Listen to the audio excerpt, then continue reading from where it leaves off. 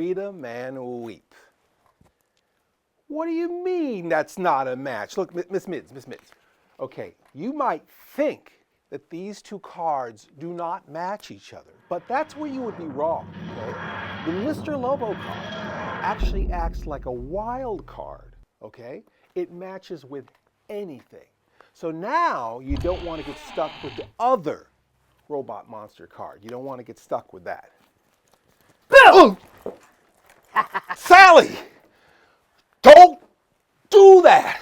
Oh, you like it. How did you get here? You look different. I'm future Sally. I used your time machine. In fact, I want to go back to the last Monster Bash. I want to pick up a creature mask.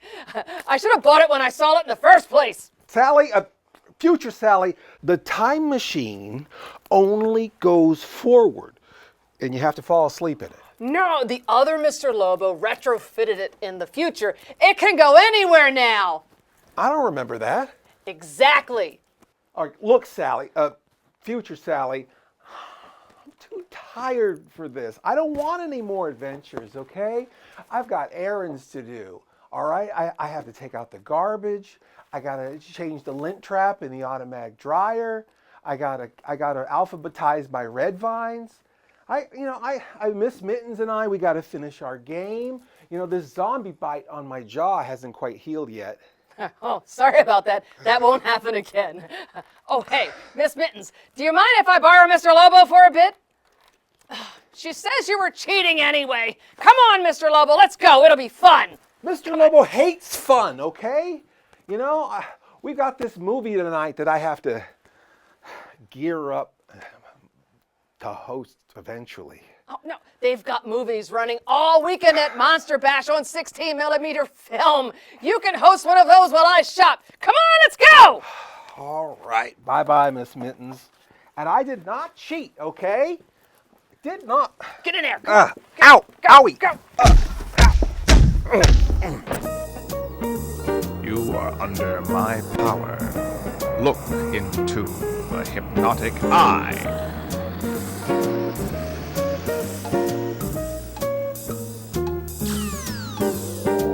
Time now to enter Mr. Lobo's domain.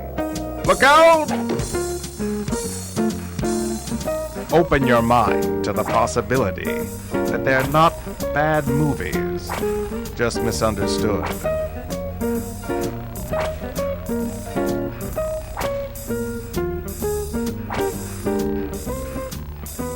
You're not dreaming. You're watching cinema. Insomnia. Oh, hello there. Hi. You're not dreaming. You're watching cinema, Insomnia. And tonight's feature is presented in Creep Around. If you're sitting in the movie theater next to your date and you hear the yawn, no, anyway, wait for the old Creep Around. Tonight, we have a very special program. I'm Mr. Lobo. And this, of course, is my co-host, Sally the Zombie Cheerleader. That's right, of Sally the Zombie Cheerleader's School of Horror. I didn't finish my schooling, which is why I'm a Mr. and not a doctor. That's right. So tonight we're going to be presenting to you a classic monster program featuring a college student who gets doused with chemicals and then mutates into a hideous mutant of superhuman size and strength. And then he wreaks revenge on all his enemies. Toxie? And the Toxic Avenger, right? Isn't that what we're showing tonight? No. Oh. We couldn't get those rights. Oh. Okay.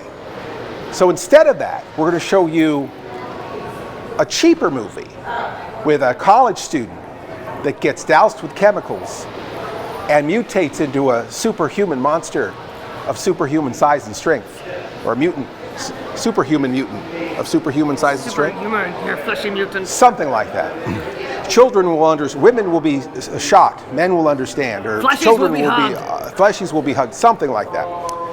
Anyhow, we'll present the 1946 classic, The Brute Man. But first, we have to get into Monster Bash. So what have you been up to lately? Did you have a snack on your way here? I did. In fact, there's so many fleshies roaming around outside. It's just, the pickings are great. I was wondering what all the police cars and the screaming was about. Yeah, I should have figured that was breakfast for It's just you. one little hug. It's all Yes, it ever was. One little hug. Yes, And they get hello. upset. I don't know. Anyhow, we're still going to wait for our passes here. So while we're waiting to get our badges so that we can get into the convention center, why don't we jump into the first segment of tonight's feature, The Brute Man.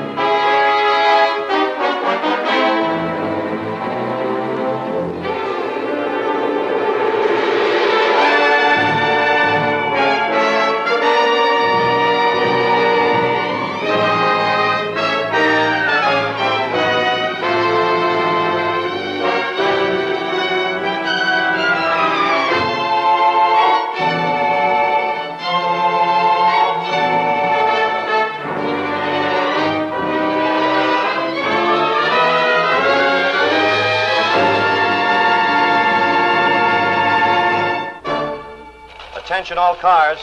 Attention all cars. General alarm. Car 22, go to 733 Spring Avenue. It's a 341.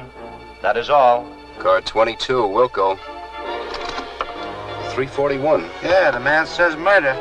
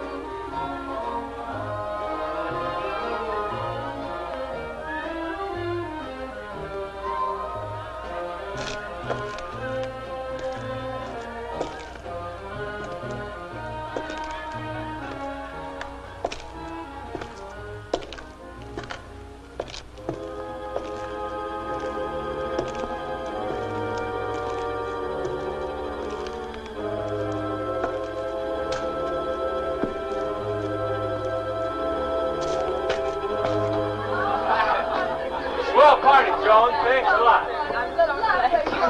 Yes, the perfect day. You're a marvelous day. Thanks, Joan. It was just like old times. Yes, the old crowd and everything. And good old Hampton's still on the winning side. Right. Don't forget we're having lunch tomorrow. Oh, yes, 1 o'clock at the Carlton. I'll be there. Right. Good night. Good night. I'm so glad you come back soon. We will. Good Thank night. you. Good night, Jeff.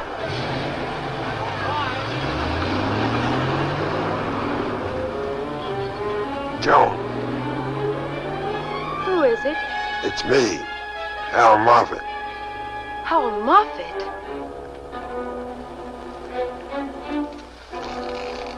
Hello, Joan.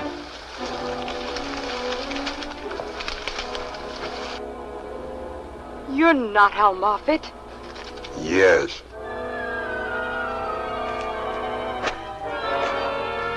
No, stay away from me. I won't hurt you. No, no, stay away.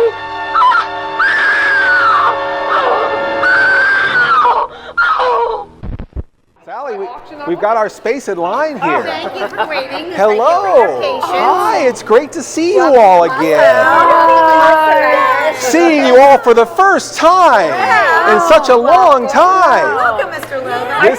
Lobo. This is our director, Aaron, behind the camera over there. Please hug. We always love coming to the Monster Bash. Yes. It's like a family reunion. It always is. So we need our badges to get in. Do you want to? Do you guys have my badges? Oh, here we go.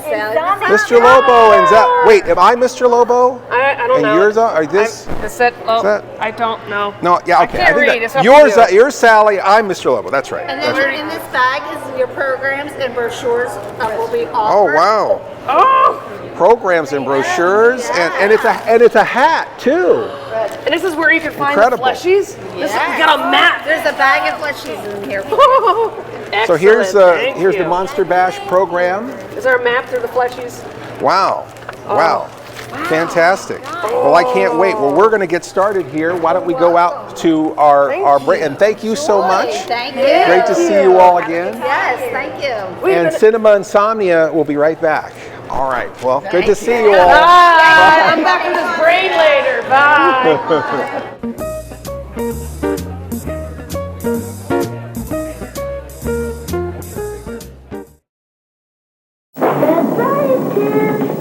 It's finished. I've created a monster lab, and it's too gross. First, you put monster flesh on their creepy little bones. Then pour flesh remover into the monster lab and bubble off their slab. Too yucky. Look at this nasty guy.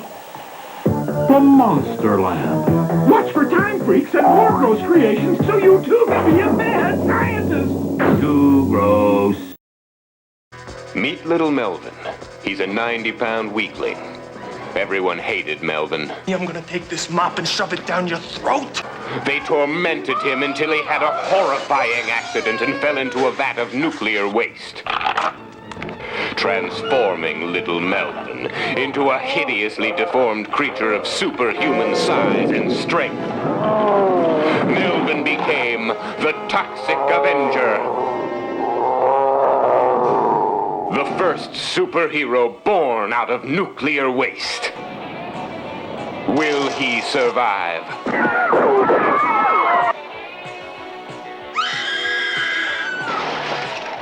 For incredible explosive action, you must see the Toxic Avenger. He's a different kind of hero.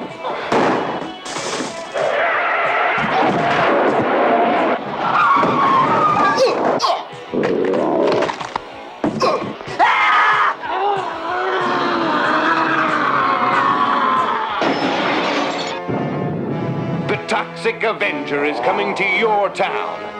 Look out.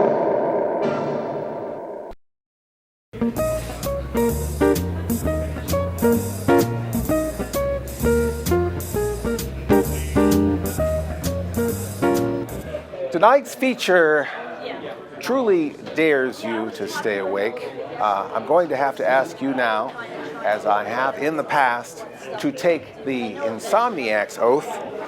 Please assume the position and repeat after Mr. Lobo. I, as an initiated member of the Sleepless Nights of Insomnia, do solemnly swear to watch the movie, the whole movie, and nothing but the movie. You may stand down. And now, back to the 1946 classic, The Brute Man.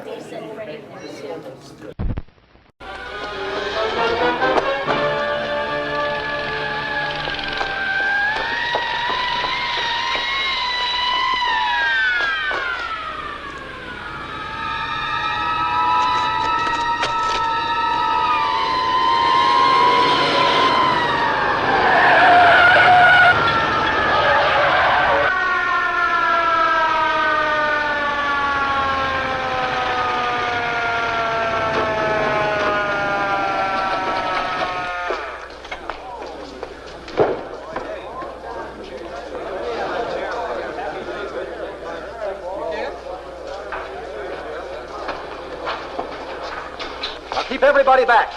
All right, everybody back here. He's in here somewhere. All right, let's get back here.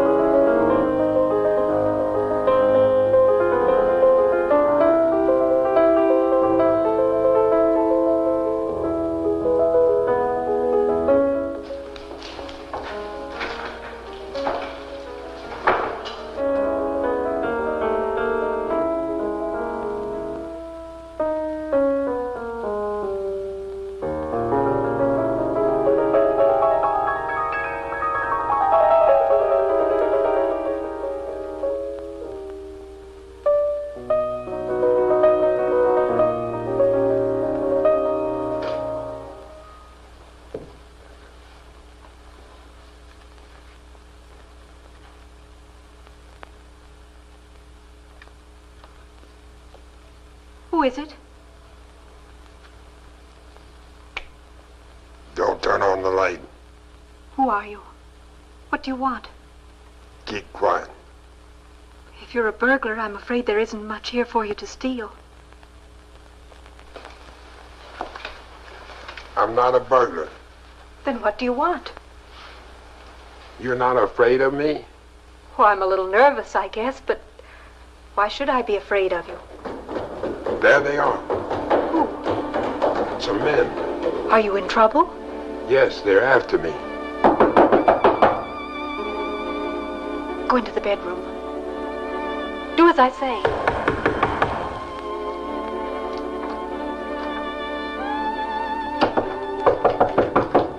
Just a minute.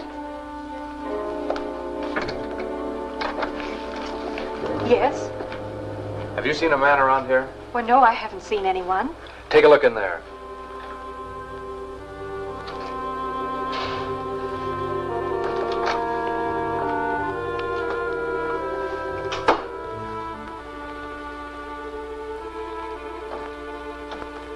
There's no one in there. You sure you haven't seen anybody? Yes, I'm sure. Come on.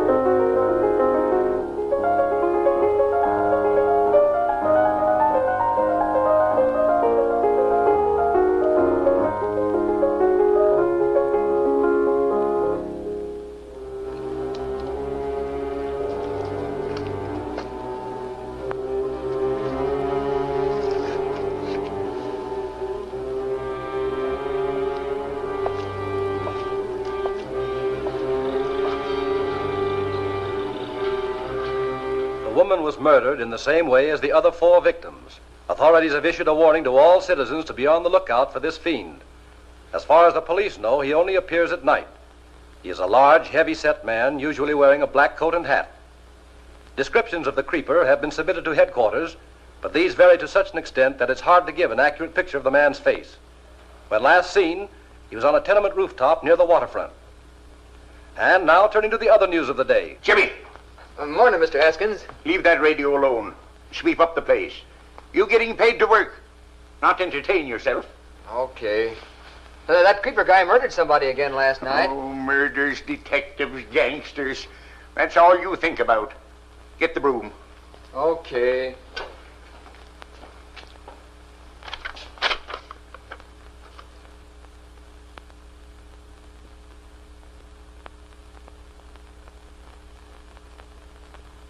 Jimmy! Yeah?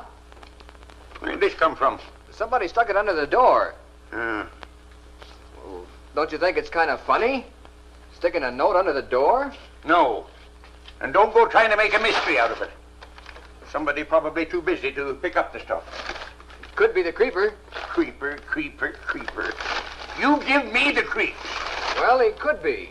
That'd be a swell reason why he wouldn't want to see anybody or come out except at night. You just got to deliver these groceries. And don't forget the money. $1.25. Okay. But I still think it might be... I know. So he's the creeper. Well, you just creep along with that. I mean, hurry up with that stuff. And then get back here and do the rest of your work.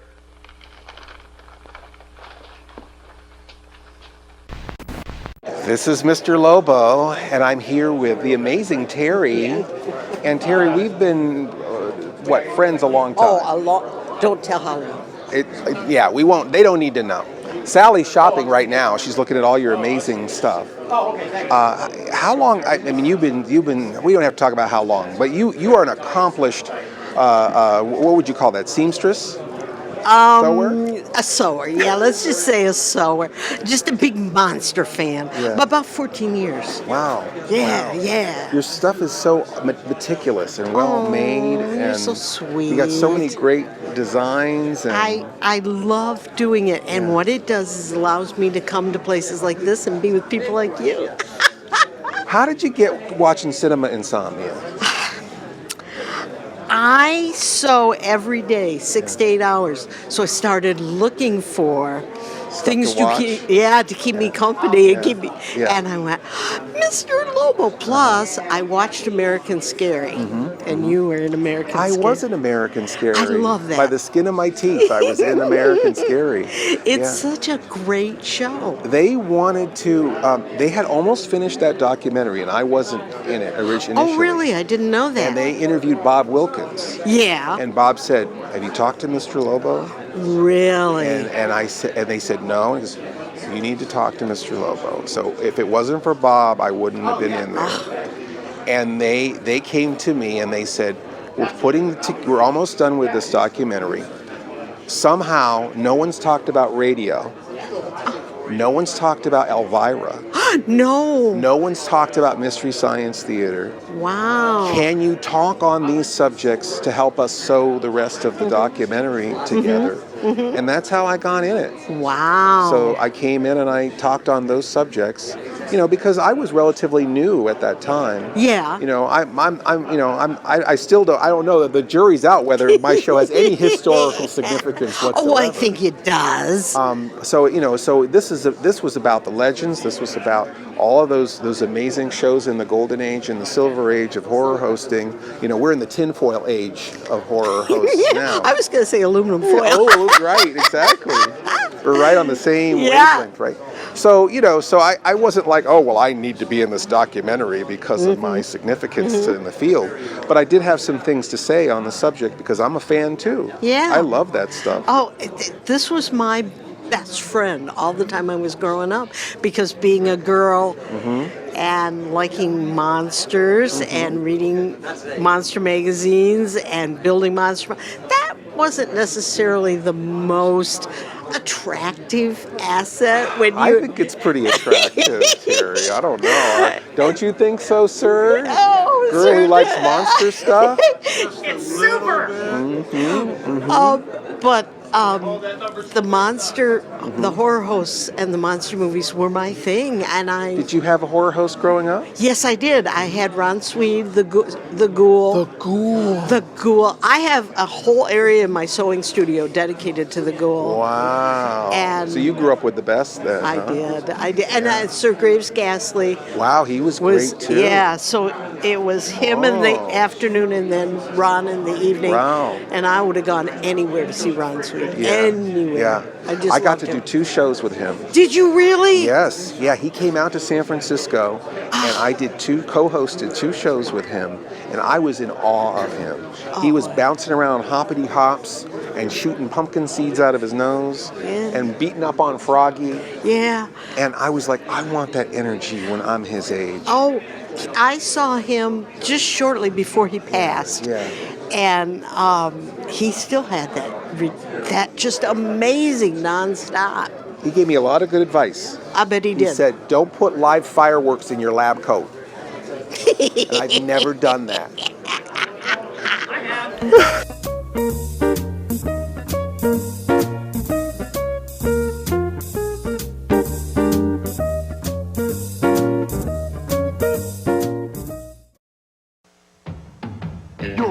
looking for a monster who's hard to find. But here's a hint, he's one of a kind. Then you can mash. Monster It's Mash. Monster Mash. I got it. It's a wacky smash. Be the very first to find the fiend and then give him a whack and start all over again. I'll do the mash. Monster Mash. It's Monster Mash. It's a wacky smash. Monster Mash. Wacky fun from Parker Brothers.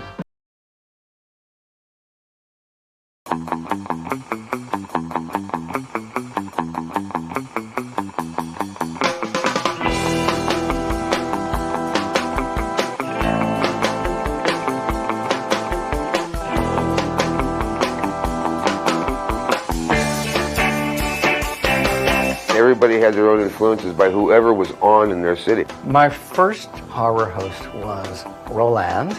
My horror host was Zachary because I grew up in the New York area. We're both big Zachary fans. It was Channel 9, I think, WOR in New York that we watched him on. I have to say Ghilardi was the greatest because that's who I grew up with. The thing that worked best about Ernie is he didn't care. It was the first time you saw a host anywhere and go, man, this show's a turkey tonight, gang. When I would do things with him, I felt like I couldn't go wrong. When I was watching Sir Cecil Creep, I was at an age that a lot of the programming that was aimed at me would have a host. Yes, that's what we need. We need a horror host on Channel 29. It sort of took the edge of the scary off the movies, which was nice when I was so young. Of course, there was Vampira. I resent women with big bosoms. I had to fake mine. Vampira was more seductive, more kind of quiet, very mysterious. Yeah, well, I don't know. At some point, she was more interesting than the Killer Shrews. And then, of course, 20 years of Chili Billy Cardilli, Bill Cardell. I've had that name now, Chili Billy, since 1963. Your creature features, oh, I love the cigar. I love the rocking chair. No, that wasn't me. That was another guy. I just sort of walked into everything I did. The thing that was amazing about that show was the invitation in it that was kind of like you could make a show. Well, heck, I can do that. I can probably do it better. It was the most exquisite experience of my life to do that show. It showed how we started this whole business of introducing late night scary movies on television. Aren't you glad?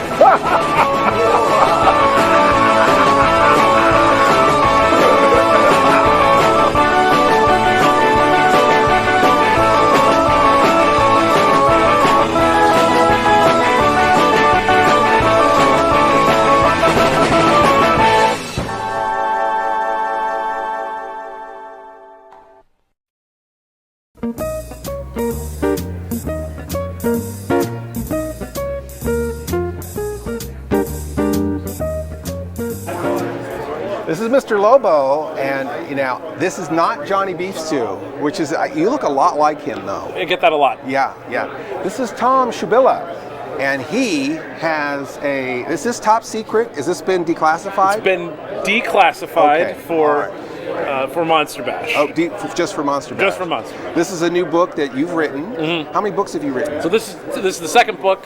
First book, Primetime 1966-67, which is about the first year that every show was in color on primetime television. Awesome. And then this is the follow-up, James Bond and the 60s Spy Craze, which talks about all the James Bond films in the 60s and every parody, knockoff. Oh, wow. And That's just cheap exciting. knockoff that you will find. Oh, cool. Yeah.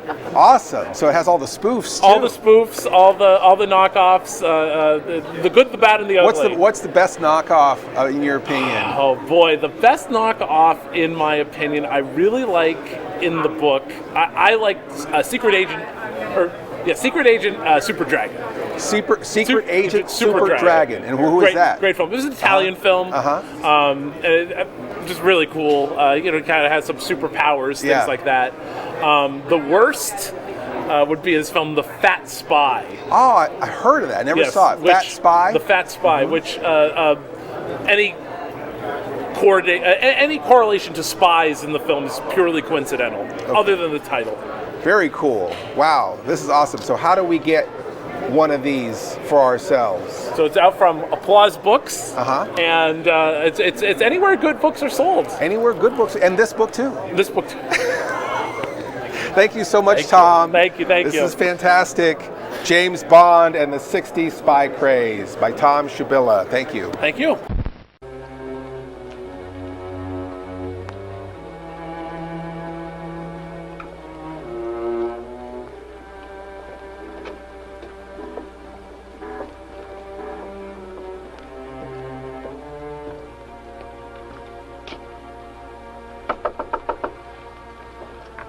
Leave it outside. How much? $1.25.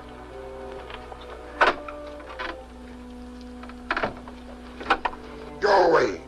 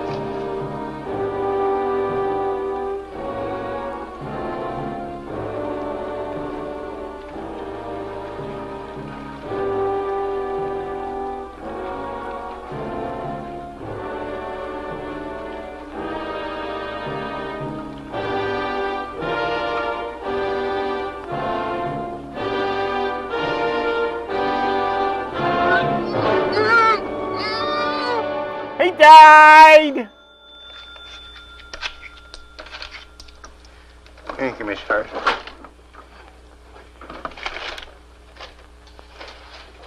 That boy.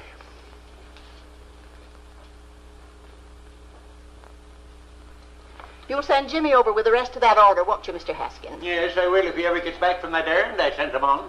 He's been gone nearly 2 hours. Well, that's the boy for you. These days, they can't seem to keep their minds on their work. Good day, Mr. Haskins. Good day, Miss Hart.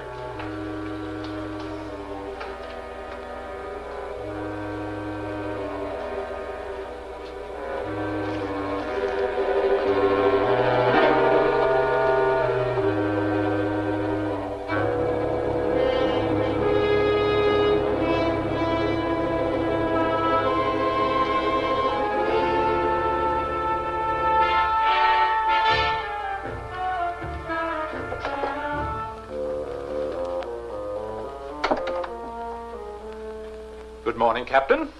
What makes you think it's good? Or does that beaming puss of yours mean that you have some good news? Bad news. It's on the way. I just saw Commissioner Salisbury parking his car outside. The mayor's secretary is with him. Just thought I'd let you know, give you at least 2 minutes to think up a good story. Hold it, Lieutenant. Come back here. Who, me? Yeah, you. After all, I assigned you to the Creeper murders. And I need a partner in this little game of buck passing. By the way, just what have you done toward apprehending the murderer? Are you kidding? You know what we've done. We're operating the biggest dragnet in the history of crime in this city. Well, it isn't tricky yet. I want every available man in the Homicide Bureau put to work on this case immediately. Now, wait. I don't want excuses. I want the Creeper in jail within 24 hours, or there'll be some changes made around here. Good morning, Commissioner. Good morning, Mr. Parkington. Good morning, Captain Donnelly. You're looking fine, Commissioner. And how's the missus? I trust she's feeling as good as you look. She's not. She's scared to death like every other woman in town, since wholesale murder has the police department stymied. I presume you refer to the Creeper murders? You presume right. I've come here to find out why a killer can terrorize an entire city while the police department twiddles its thumbs. Oh, well, now, I wouldn't exactly call what we were doing thumb-twiddling, Commissioner. Then just what would you call it, Captain? His Honor the Mayor would like to know. Now, if you gentlemen will please sit down, I'll try to bring you up to date on the Creeper. We are up to date on the Creeper. We know that you haven't arrested him. And His Honor the Mayor delivered an ultimatum to Commissioner Salisbury this morning. He demanded action within 24 hours. If none is forthcoming, he will ask for the Commissioner's resignation. And I'm telling you, Donnelly, if you don't turn up something to quiet public opinion before tomorrow, your job won't be worth a plug nickel. Exactly what I was telling Lieutenant Gates when you came in. Wasn't I, Lieutenant? Yes, sir. You were. And I'll pass the word right on down the line till every man in the department knows exactly where this thing stands. You can depend on me, gentlemen. Very well. Shall we go, Commissioner?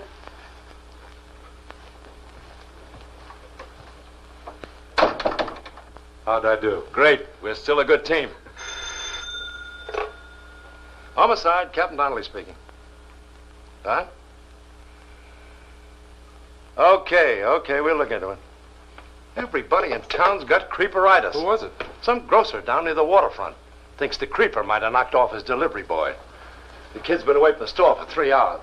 No, he just had time to get down there before lunch.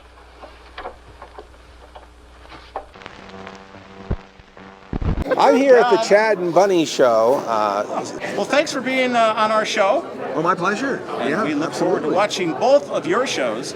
Yeah, often. I want to learn more about your show. Well, our show This is pretty chaotic. Our show is about nothing. Yeah. But at the end of the episode, it's about something. Oh, okay. That's very transformative. I like that. Well, we're very translucious. Translucious? Yeah. Is that a word, translucious? Well, we make up a lot of words. Oh, wow. Well, all words are made up. Translucious. I'm going to have to use that one. Use it in a sentence. Yes. Sally the zombie cheerleader is absolutely translucious. He added a whole other syllable. Did you notice that? I think so. I like that. Thank you. I don't know what it means, but it's good. It's good. It's Do we something still have good. to talk at Sally's chest? Okay. Sally is translucious. Okay, translucious. Okay. So how long have you guys been doing your show? 2020. November 2020. November 2020. Wow. We'll be doing it longer, different versions of our show. Different versions of it. Mm-hmm. How do you like being on the Monster Channel? Love it. Yeah. We're on a whole bunch of channels. Oh, great. Oh, wait, actually, don't talk to him. Nobody cares about him. Talk to me. Well, hold on. We're doing you. All right. Okay. I'll pretend I'm being interviewed. I'll be quiet. We here? Okay. Funny. So now I'm being interviewed. So I'm not interviewing. They're interviewing me. All right. Woohoo! All right, we're back again. I'm talking at Sally. We've got somebody else here, right? Who do we got here? I'm Mr. Lobo. Wait, hold on. You got to lean in. I'm Mr. Lobo. You're Mr. Lobo. Yes, and this is Sally's microphone. That is Sally's microphone. I'm not just creeping up on Sally. That's all right. She likes having unusually attractive. I have no personal space. Don't worry about that. Yeah. Oh, That died with my other alter ego long ago. Your personal space died. Oh, I got fingers to play with. Unfortunately, we only had 2 mics, and Sally had to share one, which is fine.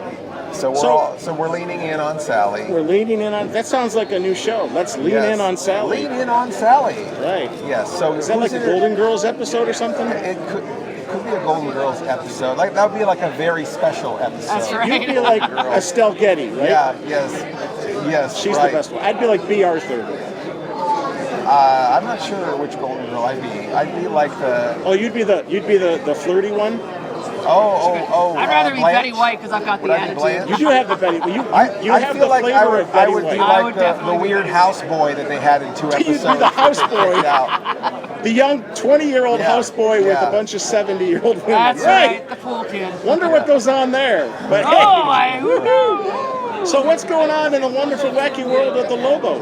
I'm your unnecessarily mysterious host of Cinema Insomnia. We've been doing the show for 23 years. 23 years? At the 27th of this month of July will be 23 years. I have, of course, on the Monster Channel and other channels that you guys are on, I believe. And, of course, I have my own channel, OSI 74, which Sally the Zombie Cheerleader show is on, too. And we just started running OSI 74 on Amazon Fire. So we have it on Roku and Amazon Fire and the website. And I have a studio. I have a brick and mortar studio space in Paradise, Pennsylvania. That's right. Oh, sweet. And Sally comes out and we do productions together and we do our live streams from there on Twitch. Yes. So it's been very busy. Do you let the little brats come in? Sometimes little brats come in. Sometimes, Yeah. I mean, I like brats, but those guys, they're just so bratty. They're like little morsels. I mean, they're wonderful people to visit. They would look delicious on a platter. Oh yeah, it's like once you start eating wine, it's Are we talking about bratwurst? Yeah. Yes, of course. Yeah, that's the other pork. That's what you call a long pig, right? Right. Yeah. Hey, you can put lipstick on a pig, but a pig is still a pig. That's right. Pig is still a pig.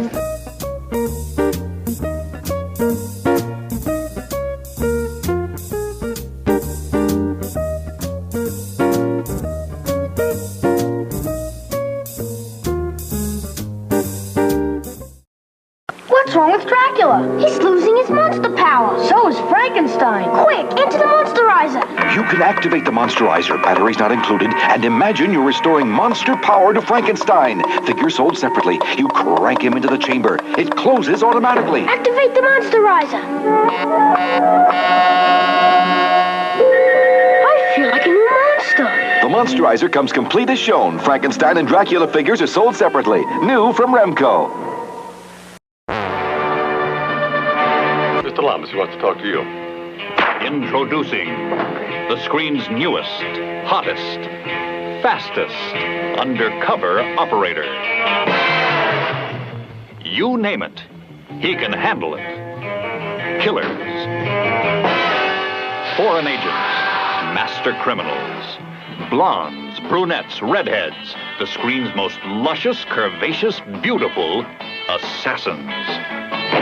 You a natural redhead? You'll have to take my word for it. For now. Secret Agent Super Dragon. Starring Ray Danton as the cool, cool spy. I thought you were 10 feet under, Brian. Well, you were wrong. Ignited by fiery Marissa Mell, whose smoldering beauty scorched the pages of Life magazine.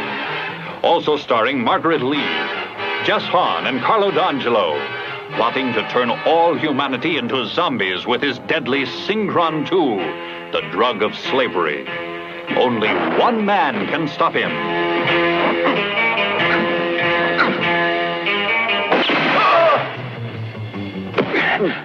Secret Agent Super Dragon, the man who makes the other secret agents look like softies. You've never seen a secret agent with as many secret weapons as Super Dragon. Ask his enemies. Ask his women. He's like no other man you ever met or imagined before. Secret Agent Super Dragon. Technicolor.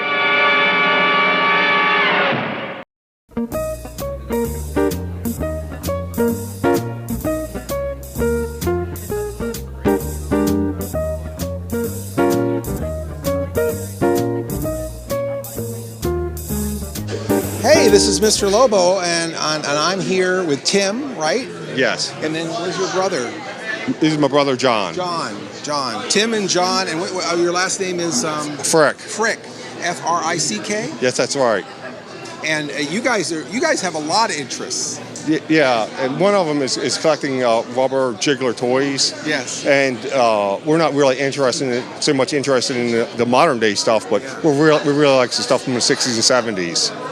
And a lot of these are your originals that you had when you were kids? No, we a few of them did survive, but we get most of this stuff on eBay. Okay. But all of it is vintage. We've had that one since the 70s. Well, maybe we can show these are all little ones. Are these like from a quarter machine or something? Or where would these come from? And most of them are pencil toppers. Oh, cool. I remember having stuff like and that. And pretty much every one of these came out of a bubblegum machine. Oh, wow. That's great. And would they be in a capsule? Yes. Yeah.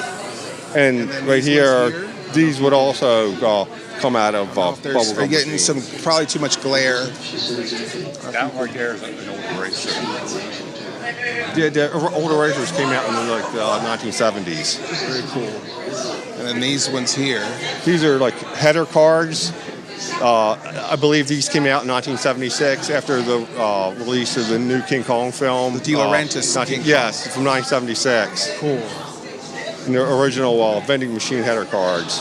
And these are really funny, these like little kind of googie things. Yeah, I think a lot of these old jigglers have strings, and what the idea of the string is, hang the toy from the rear view mirror. You put on your rear view, on your hot rod. Right? Yes. Hang this guy on your hot rod. Wow, and they get bigger here. Oh boy, look at this guy. This guy is super rare. It's the only one of those we've ever seen. Wow, I love how long his fingers and toes are. That must have been difficult. He's quite unique. Difficult mold to pull. Wow, these are amazing. Look at the paint on this guy. Now he's not a gorilla. He's just like a monkey, right? Yeah. I believe he came out in the 80s. Oh, he's cool. This guy's got a little like green spray paint on his face. Airbrush, I guess. Yeah, I believe that's from the 70s. Did that a lot. And this guy, is it okay to hold him by his sure. string? And this guy's on the card, huh? They got him on a card. Yeah. I think these gorilla jigglers, most of them came out in the 1970s. Oh, God, look at this guy. How old is he? It's probably 1970s. Oh, that's great. I like this guy's got a really goofy face. Gigantic. They're I think 80s. 80s, you think? Yeah. He's got a 60s kind of look about him. And then I love this. That's probably 70s. And he's got a chain on him. Was this common to have a chain on the neck? The real big ones, yeah. Yeah? He's great. Look at that face. And then look at this guy. Okay, this one's called Godilla Gorilla. Now, a long time ago, our parents bought. They brought a long time ago. They're clapping for you. That's right. They're clapping for you. Yes. A long time ago, our parents brought us to Dinosaur Land in Virginia, and John bought one of these. Now, this isn't the original one from Dinosaur Land, but it was identical, and we got this, I think, on eBay for around $125. At a tourist shop, you get something like this. Yeah. And I also heard that they sold these at Disneyland. Disneyland, they have too. Probably you get off the jungle ride and you want something. Yeah. Like that. And then this is your biggest one, right? Yeah, he's the heaviest. Biggest, heaviest. He's probably our latest acquisition. We got when it comes to bidding for stuff on eBay, there's something called a bidding war. It's where an item will get bid real high. Well, us had a snipe for over $500, and I got it for around $425. $425. Yeah. Wow. And he's your heaviest one. Yeah, he's the heaviest one. We had never seen that one before. And he's got a pose like King Kong, like when King Kong was all chained up and he had his arms up. Oh, yeah, it's true, yeah. So I think that might be a while. We went all out for it. Yeah. I love these. These are so fun. And how many do you have total of these? There's probably about 170 on the table. 170 rubber monsters. This is great.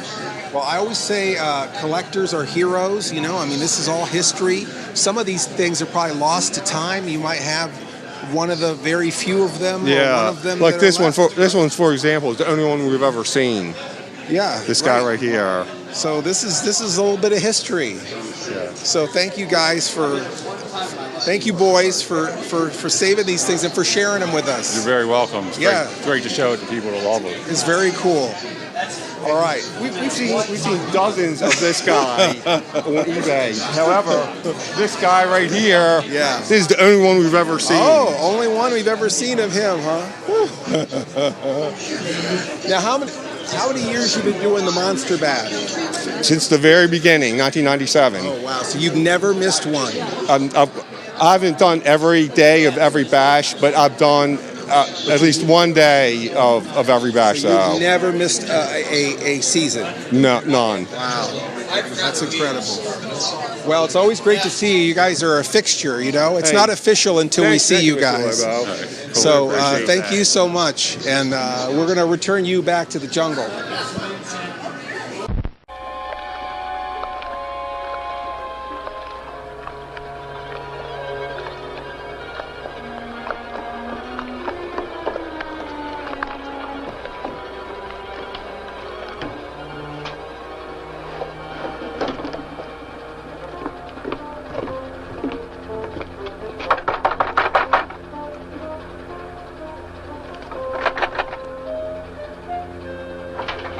Come on, open up in there.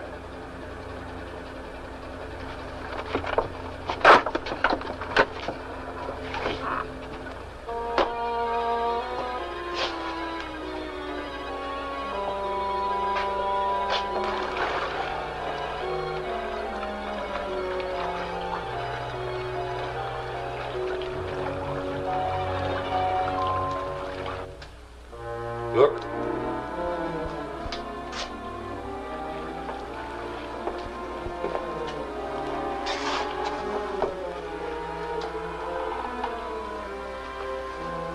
The creeper again. Yep. From the looks of that coffee pot, he can't be far away. Round up some men and start combing the neighborhood. I'll have a look around here. Okay.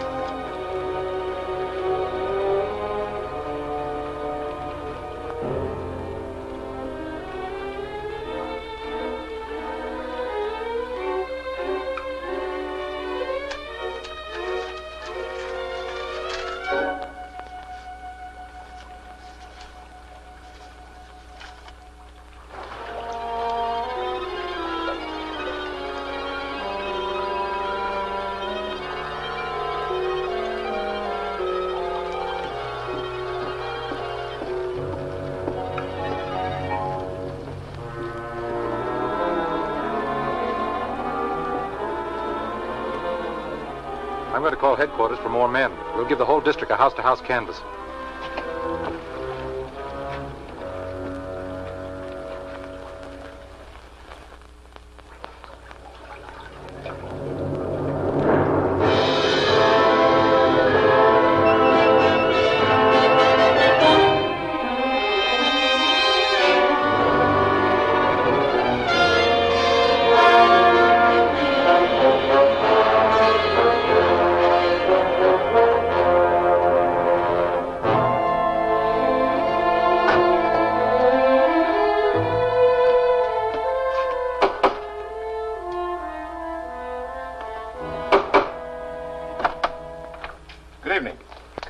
Are you Mr. Clifford Scott? Yes. Captain Donnelly, Homicide Bureau, and Lieutenant Gates. Mind if we come in? Not at all. Come right in. Thank you. What can I do for you, gentlemen? I believe you can give us some important information, if you will. I don't know what this is all about, but I'll be glad to help any way that I can. Shall we go into the living room? Thank you. What is it, Clifford? I don't know yet, dear. These gentlemen are from the police department. They say they'd like to ask me some questions. Captain Donnelly, Lieutenant Gates, my wife. How do you do? You can help us too, Mrs. Scott. I? Yes. I take it you've read about the murders committed by a character the newspapers call the Creeper? Why, yes. Well, we stumbled onto something this morning that leads me to believe you can help us identify him. You mean it's someone we know? I think so. What was your class at Hampton University? 1930. You were in that class too, weren't you, Mrs. Scott? Yes. And you had a classmate named Hal Moffat. Remember him? He was a good friend of ours. We have an idea that Hal Moffat is the Creeper. Hal? No, he couldn't be. We found this in his shack, among some of his other things. He apparently had been keeping it for some time. I remember when this was taken. It was right after a football game. Yes. It was the day Hal almost won the game single-handed. 2 people from that college were killed by the Creeper. Professor Cushman and a woman named Joan Bemis. We knew Joan quite well. I thought you might have. When did you last see Hal Moffat? We haven't seen him for years. No, he just disappeared. Disappeared? Well, none of us has seen him since his last year in college. You see, something happened to Hal. What? He was probably our best friend. In his last year at Hampton, he was captain of the football team. In the final game of the season, we were playing Rensselaer for the conference championship. The sports writers picked Hal for All-American honors. And if they had any doubt about it, the game he played against Rensselaer won their votes. Hal had a quick temper, but it certainly paid off on the football field. He was all over the place, blocking, backing up his line, passing Rensler dizzy, and up to the fourth quarter had scored 3 touchdowns and brilliant broken field runs. This is Mr. Lobo, and of course Sally the Zombie Cheerleader, and I'm here with Joe Reboy, masterminds behind Captain Isotope. Captain Isotope, how long have you been doing that? Oh, we started that back in 2017, late 2017. And they're like, what, 80 episodes or something? 79. Yes. 79, that's incredible. Oh, thank you. Thank you. It's incredible, and very witty. And there's an hour-long holiday special on top of that. Okay, so maybe 80 then. Well, yeah, I mean, if you count it as a... we don't in the storyline, but, you know, it's part of there, so... That's incredible. That's incredible. Thank you. What was your inspiration for Captain Isotope? Honestly, we just got a new TV station in the area, and we were checking it out, and I saw this show called Captain Zero. I remember Captain Zero. Yeah. He did like sort of adventures through history, right? Yeah, exactly. And I'm watching this thing. I've never heard of it, never seen it before, and I'm like, I know somebody that looks like that, and he would love to do something like this. And I had a little kid access to a little kid actor, so like, I know we'll make a show. So never made a TV show before, but I was working on my wife's horror host series. Right. But I never. Mansions of Mystery, right? Mansion of Mystery, yes. Yeah. She's safe, right? No, not safe at all. No, you might have some parts missing by the time this is over. Maybe a finger or two. I might let you slide. Yeah. So anyhow, yes. So yeah, what else can I tell you about it? It's shot in black and white, right? Well, I mean, technically in color, and then we desaturate it, but and add a little bit of a sepia tone. It is a black and white show. Yes. And it's sort of I think an homage to a lot of sci-fi serials, you know. Yeah, but it's not a parody. That's one of the things that I'm very adamant about. It's a dramedy. It can be very goofy, as you well know from your episode, but it can also go very serious. It depends on what the story wants, and you know where my head is at the moment. Yeah, very good. So you said the series is wrapped? We're working on the last episode now. Wow. And then I've got 2 spin-offs. That's incredible. What are the 2 spin-offs? Well, the first one is called Anywhere But Earth, and it takes 2 of the actors from the show that were not the leads and moves them up, and it gives we tell their story for a 13-episode run. Wow. And then 2 more characters from the show, which for the other spin-off, which is based around Mona Schrodinger, the ex-wife of Captain Isotope, and that one's going to be more serious and contemplative of the nature of humanity and so forth. Okay. Probably derivative of so many other things, but. Wow. I'm glad there's a form of Captain Isotope still out there in the ethos then. That makes me happy. Yeah, very Not cool. completely gone, so good. Well, and you can always watch Captain Isotope on OSI 74, which is now on Roku and Amazon Fire TV, and of course the website, and of course locally in Buffalo, you can watch on Throwback TV. And is there another new designation for that? Throwback is going to be on WBNF. I got to get it. WBNF, and it's 15.6. And also, you said Monster Channel. And the Monster Channel. The Monster Channel. Yeah, you can't forget the Monster Channel. No. Yes. So check it out. Let it grow on you like a fungus. That's right. It's addictive. It's very well put together. Anyway, thank you, Joe. We really appreciate you. And all systems go. Excuse me. Oh no! You're watching the Monster Channel. And we've got the meat. Where?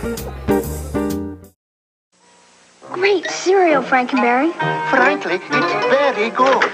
Our visitor, perhaps he'd like a monster for breakfast today. The real Frankenstein. This monster's not on the menu. What Frankenberry cereal is? Strawberry flavored marshmallows? It's part of his complete breakfast. Good. How about a monster for breakfast today? For real. How would you feel about helping me kill some evil bastards?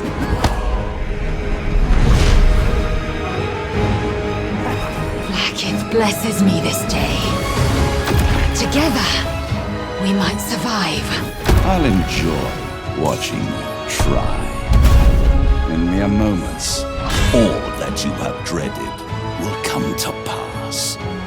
When the screaming stops and your mind is gone, the rest, perhaps, is silence.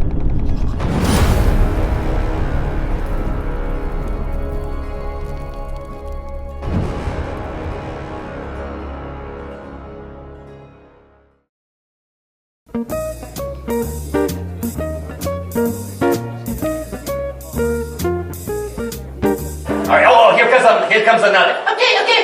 Step right up. Get the demonade. Oh boy, you know, Mr. Lobo is really thirsty. Yeah, this will be the perfect thing. Demonade.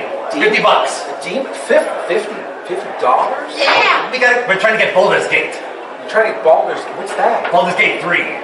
Baldur's Gate 3 is... You don't know this? You're a nerd. Contagious? You're definitely a nerd. You don't know what that is? Baldur's Gate 3, what is that? It's a charity. A charity? Oh, yeah. Wow. Well, I love to do things for a charity, because it makes me seem like an honest and good person. Yeah, you got us all fooled. Well, all right then. All right. Well, I think. You gonna buy it or not? Hold on a second. I think I might have $50 in my shoe. It's actually gonna do it. Let's see here. Okay, so $50 for the demonade. Yep. All right, and I won't grow hair on my tongue, will I? You want them? No, not today. Chances are low. Chances are low. Okay. Wait a second. Am I not compromising my soul in any way by purchasing this demonade? No. You did that already when you stuck by the TGI Fridays earlier this afternoon. Oh, okay. Yeah. That's why they can do those advertisements so cheap. I already lost my soul anyway. Yeah. So. Sorry about that. Okay. Well, all right. Well, okay. Well, one other thing. It's not like a monkey's paw kind of thing, where there'll be like this sort of like crazy consequences related to drinking demonade. Probably. Probably. Well, yeah. There's a curse. That's not 100% chance. There's a curse. There's a curse. There's a curse. Exciting there. Yeah. I do need a little excitement. It is for charity, right? Yeah. Get the charity. It's Baldur's Gate charity. We're helping bald kids. Yeah. This is so bald. Okay. All right. Well, I'll take that. It's interesting that none of it spilled out when you had it like on its side like that. It's very it's thick, man, like a milkshake. Okay. Wow, it has quite an aroma, doesn't it? Mm-hmm. It's like a spring day. Like a spring day in a sulfur pit. I didn't say where. Yeah. It's lots of springs. Are there tears in this? Yeah. Yeah. It's for the heart and soul. Because we just think about those little kids, those little bald kids, and we just... All right, well... All right, everyone. Well, this is for the bald kids. I guess I'll try to drink this demonade and hope that it's okay. Nothing happens. He's gonna do it. Yeah, the curse is that it tastes terrible. No refunds. No, it's delicious. No, I like it. No, could I get another one? Did you spot me? I don't know. We only had the one glass. Oh, shoot. Well, that's good, because I don't have any more money. Then get out of here. All right. Really? I mean, you don't have any more demon in back? We haven't squeezed the demon yet this day. All right, well... come back later. All right, well, call me if you do. I'm surprised, too. 3 times he converted for extra points. The score stood Hampton 21, Rensselaer 7.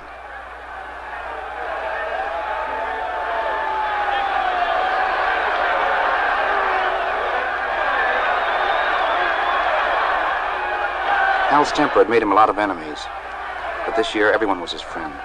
He was one of the best players Hampton ever produced, and we were proud of him. Hal and I were very close friends. There was only one catch to it. We were both in love with Virginia. And to complicate matters, Joan Bemis was madly in love with Hal. We were going to celebrate that night, the four of us. I had a date with Virginia, but Hal did a little conniving. He picked her up in his car and didn't arrive until the evening was half over, leaving Joan and me to amuse ourselves by staring at each other across the table. Of course, he had a story ready when they did get there. He always had a story, and knowing his temper, I seldom challenged him. Hi. I'm sorry we're late, folks, but I had some car trouble and couldn't seem to find out what it was. And all of a sudden it started just like that. You know how it is, Cliff, old boy. Hal did the scoring again, just like he did on the field that afternoon.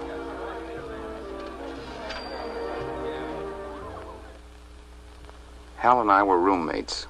He was the athlete and I was a scholar. I used to help him a lot with his studies. It's an old college custom, keeping football stars eligible to play. It wasn't because Hal was dumb. He was just too impatient to study hard. On the football field, he got action quick. But you can't stiff-arm your way through a flock of chemistry problems.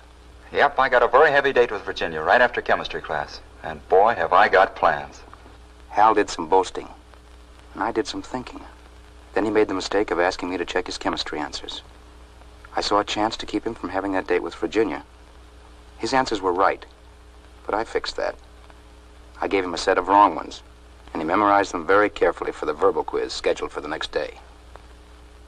Hydrochloric acid, sulfuric acid, and nitric acid are all catalytic agents. Very good, Mr. Scott. Mr. Moffat. Sulfuric acid, when combined with H4N7, will form a solution of hydrochloric acid. You'd better remain after class, Mr. Moffat. You seem to have everything wrong today. Class dismissed. Hal realized that I had crossed him up. He was accustomed to being a winner, never a loser. He was plenty angry because I'd outsmarted him, and he showed it.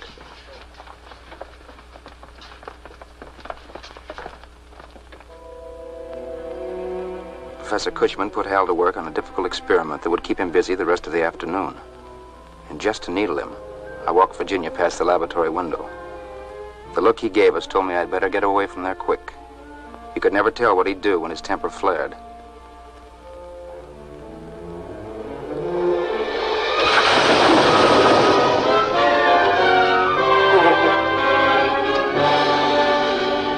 This time it brought tragedy. We visited him in the hospital and tried to talk to him, but he wouldn't answer. He just lay there, staring up at us.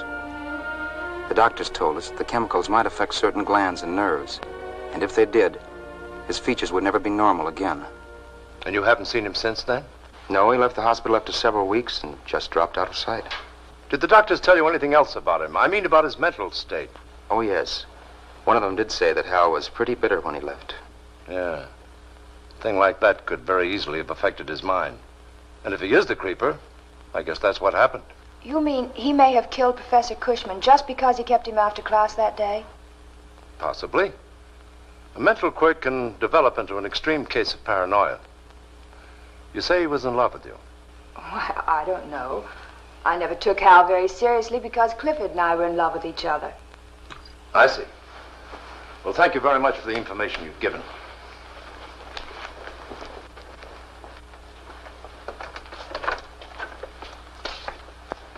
Oh, I'm going to have your place watched day and night for a while, Mr. Scott. You mean he might come here? Well, you never can tell what a man will do when his mind's affected. Better to be on the safe side. He might hold you responsible for what happened. After all, you gave him the wrong answers. Yes, I did. Well, now, don't let it upset you. We won't let anything happen. And you will explain to Mrs. Scott about my men covering the place? She might think they're prowlers. Surely. Good night. Good night.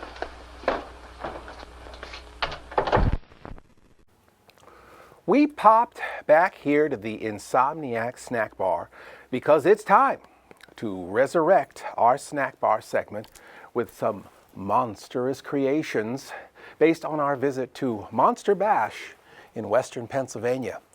Joining me is our travel buddy and time travel buddy, Sally, the zombie cheerleader. Oh, and you know, all this shopping, I have built up a hanger now. So why don't you go ahead and gorge yourself and get nice and full and fat, and then I can dine. Wait a second, Sally, what are you talking about? Nothing. We're going to have a talk later.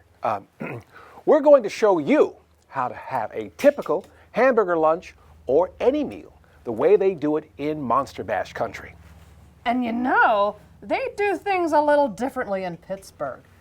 They don't have shopping carts. They have buggies. Buggies?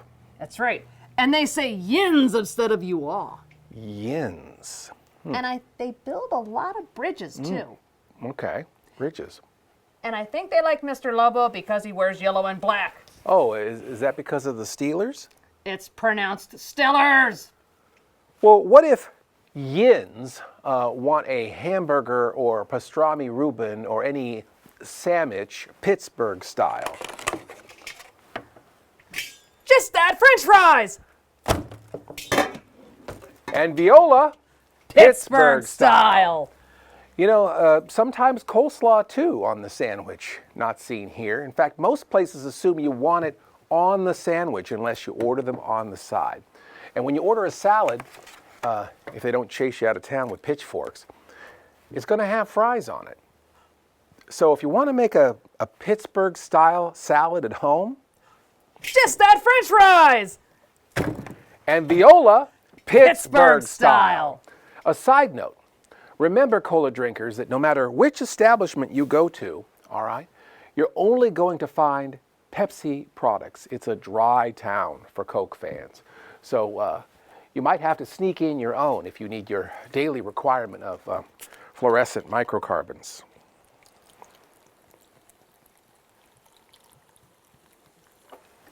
And just that French fries! And Viola, Pittsburgh style!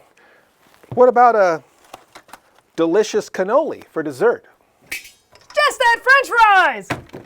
Or maybe a hot fudge sundae? Just that French fries. Cold cereal tomorrow morning? Just that French fries! Spaghetti and meatballs? Just that French fries. Filet mignon? Just that French fries. Baked Alaska? Just that French fries. Big box of oily rags? Just that French fries. Okay, wait. I got one. How do you make Pittsburgh style French fries? Just that French fries! Whoa! That is blowing my mind, Sally. That's like putting a portal inside of a portal. I mean, we might have just created a paradox. And speaking of put-ons, why don't yins do it Pittsburgh style during tonight's intermission? And just that French fries! Let's all go to the lobby. Let's all go to the lobby. Let's all go to the lobby to get ourselves a treat. Delicious things to eat. The popcorn can't be beat. The sparkling drinks are just dandy. The chocolate bars and the candy. So let's all go to the lobby to get ourselves a treat. Let's all go to the lobby to get ourselves a treat. Mr. Lobo.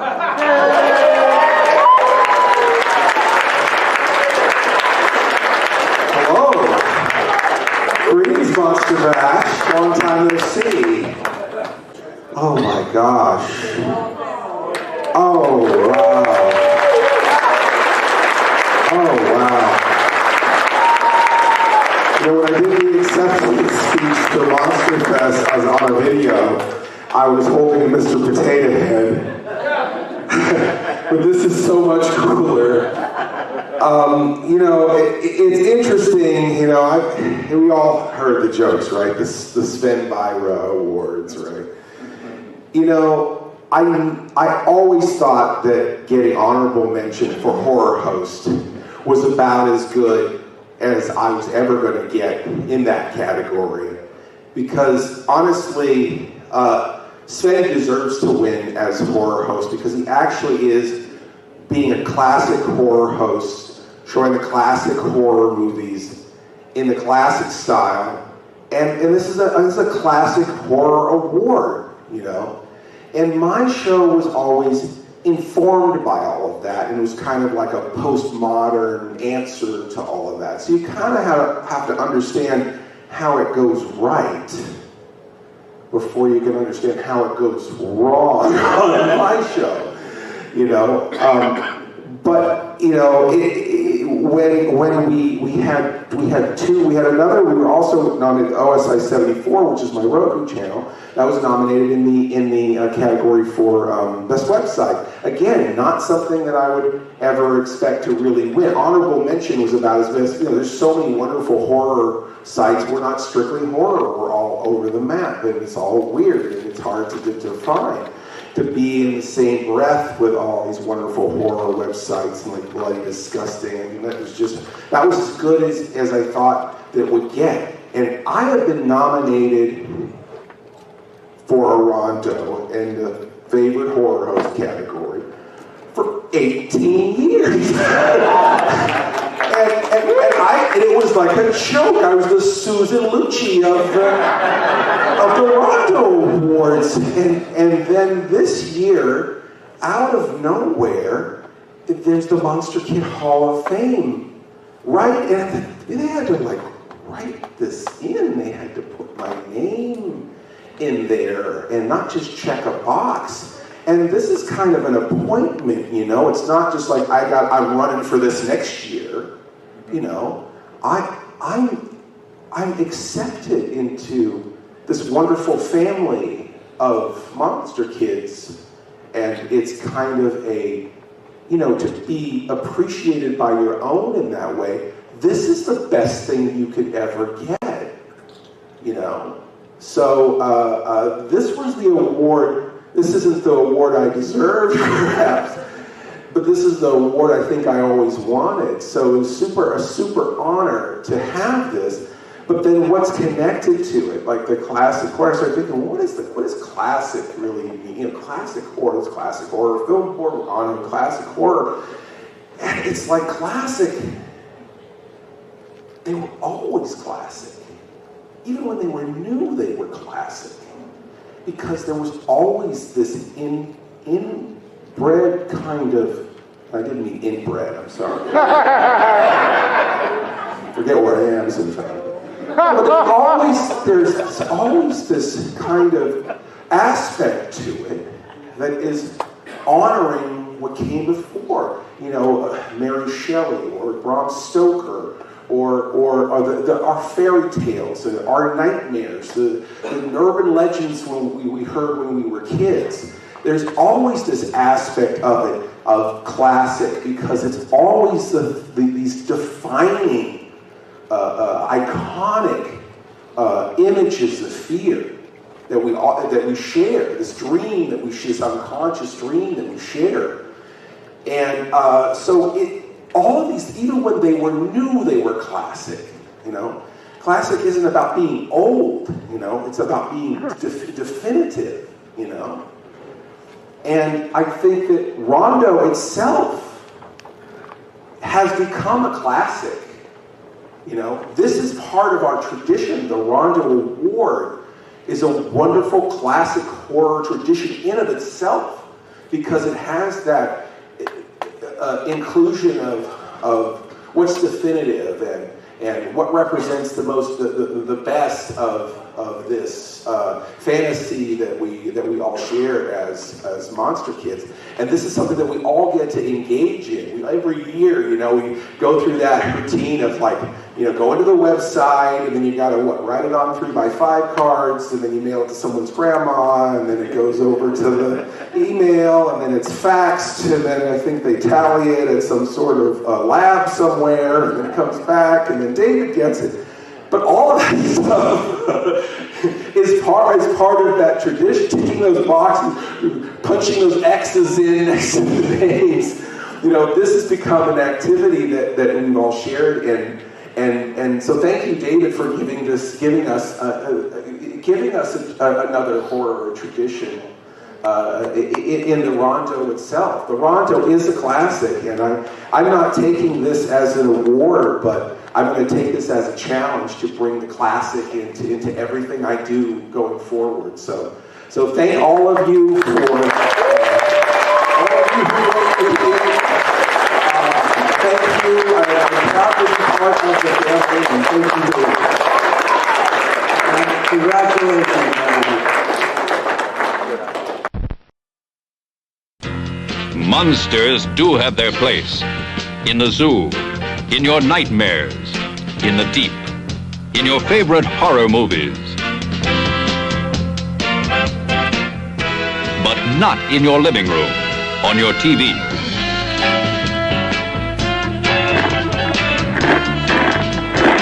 Don't let pay TV be the monster in your living room.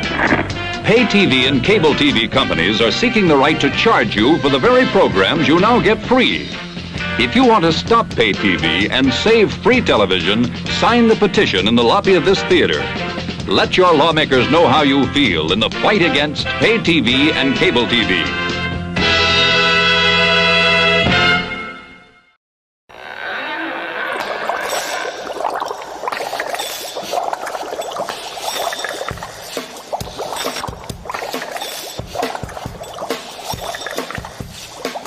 Mr. Lobo was working Halloween night, and his ears heard an awful fright. For my Monster Kid pals think they're real party guys. Suddenly, no surprise, they played the Monster Mash. It was the same old trash. Mr. Lobo broke out in a rash. They played the Monster Mash. From the junior high school spaghetti feast to the cardboard haunts where customers get fleeced, from homemade mixtapes and CDs that flowed, even iPods full of stolen downloads. They played the Monster Mash. It was the same old trash. Nothing else in your stash? They played the Monster Mash. I thought zombies were overdone. Partiers just seemed stunned. Wolfman, Frank, and the other guests were leaving, one by one. Mr. Lobo hates mocking his nostalgia hounds, witches, werewolves, mad scientists, and clowns. Even those cover bands who like to play it live, like Mr. Lobo's fave group, the Broken Record 5. They played the Monster Mash. 80 times at the bash. I made a restroom dash. Oh God, the Monster Mash, seriously? Out from his casket popped Cool Count D. It seems he was sick of the whole thing like me. He slammed down the lid and he shook his fist and he said, "Don't you idiots have anything else on your playlist?" It's just the Monster Mash. That same old rehash. I will pay you cold hard cash to stop the Monster Mash. Now everything's right. Drac murdered the band, and the Monster Mash has been banished from the land. For you good spooks who are sick of it too, when you see Mr. Lobo this year, say, "I'm with you." Then you can mash. We'll bash the Monster Mash. The Monster Mash. Bring your rare record stash. Then you can mash. Maybe something else will catch on in a flash. Then you can mash. And trash the Monster Mash. Oh, God.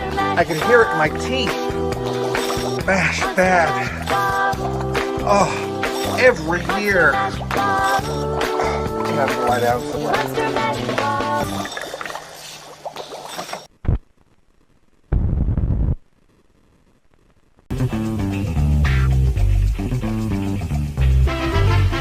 It's time to match the stars.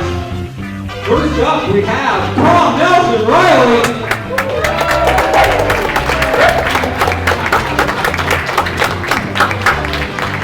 Victoria Price. And Brent. We have John Paul Checkett.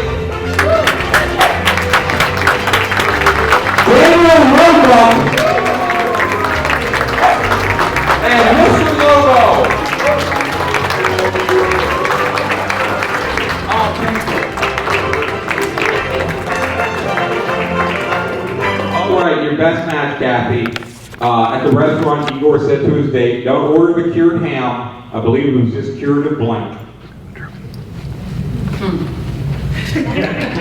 That's what I said. Yeah. That's a match. That's a match.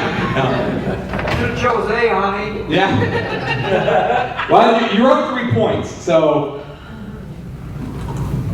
Of course, this is a Dave question. Let's say COVID. COVID. Any sort of disease, I think, would be fine here. I said rabies. Oh, that's a good one. Rabies is good. All right, we'll go to Mr. Lobo. I kind of choked on this one. He was cured of blindness. If Greg didn't be cured of, I might want to eat that pork, you know? All right, next is we got Dana Roebuck. You got a big heart, Lobo. It's true, I kind of went dark. Just like our player, Kobe!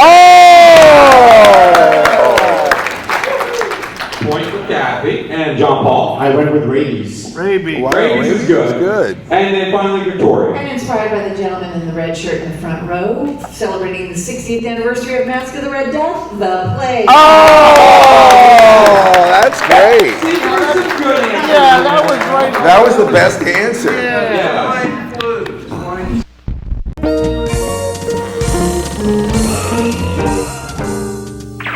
We hope yins enjoyed tonight's intermission. I'm your Rondo award-winning horror host, Mr. Lobo. We used the time machine to visit Monster Bash today, and we saw... Hey! Stop creeping up on me, Sally. Where have you been? I found another copy of John Stanley's Creature Features movie guide at Monster Bash. Don't we have like 12 copies in the studio already? 13. I thought you were creeping around the con looking for a creature mask. I don't remember where I saw it, but I got a bunch of other cool stuff, though. All right, and to summarize the episode so far, let's see what John Stanley has to say about tonight's book in his movie. I mean, the other way around. Would you stop that? You're making Mr. Lobo uncomfortable. I know. All right, let's see here. Et tu Brute, Brute by Fabergé, The Brute with Two Backs. Aha, here we go. The Brute Man, 1946, 2 stars. Rondo Hatton has a limited talent who enjoyed brief fame as a film ugly. He needed no makeup, for he suffered from a pituitary gland disease. Hatton's popularity was due to his portrayal of the Creeper, a character introduced in The Pearl of Death. That character's origin is recounted in this shoddy thriller. A football hero is disfigured in a lab explosion, and in a Beauty and the Beast variation, falls in love with a blind pianist between strangulations. Can we talk about strangulating pianists? These murders are depicted with Hatton's grotesque shadow on the wall as he moves his gnarly hands toward human throats. Call it bathos terror. Universal considered it repulsive, though it is only dull by today's standards, and sold it to PRC, a Grade Z studio. Hatton died the same year The Brute Man was released, directed by Gene Yarbrough. Thanks, John. And now, Sweet Maple Walnuts. After they discovered Jimmy's corpse, Detective Donnelly found a newspaper clipping showing football star Hal Moffat with 2 of his study buddies, Cliff and Virginia, now married and rich. Hal was also dating Virginia back in the day, and out of jealousy, Cliff gave him the wrong chemistry answers, which led to Hal being disfigured in an experiment. This sounds like Batman villain stuff. Indeed. The cops leave a protective detail on Cliff and Virginia, and they only now think Hal is the Creeper seeking revenge. Yes, this one creeps slowly. And Cinema Insomnia is proud to present Rondo Hatton in The Brute Man. I guess you're eager to get back to the con. Yeah, can you tell?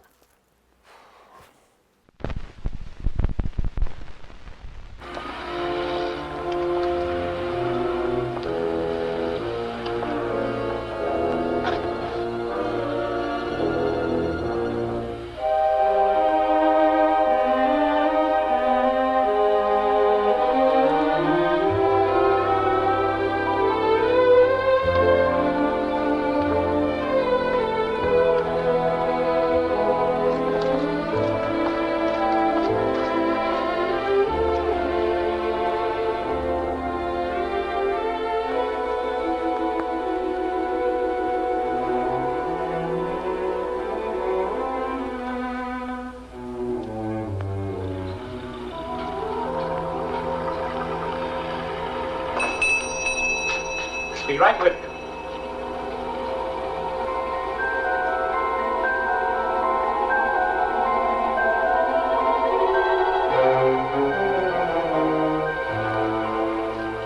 See something you like, mister?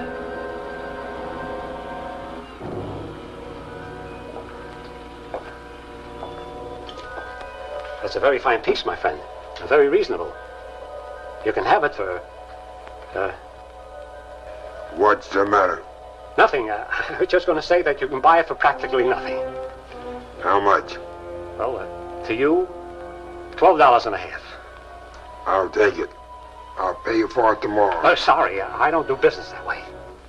You don't trust me? No, in my business, it's too expensive. Put it back, or I'll call the police. Help! Please!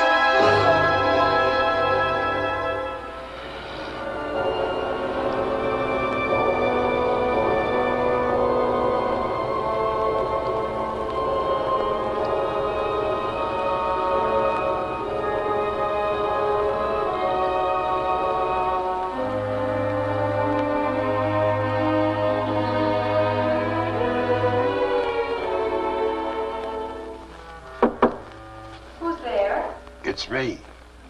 Oh, I'm glad. Come in.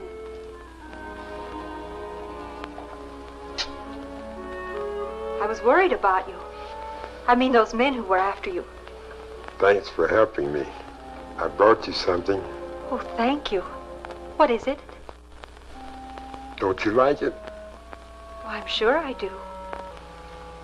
Why don't you look at it? You see, I'm blind. Blind? I thought you might have guessed it last night.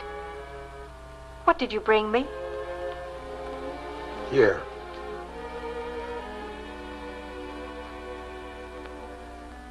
Oh, it's beautiful. I can tell. Please, let's sit down.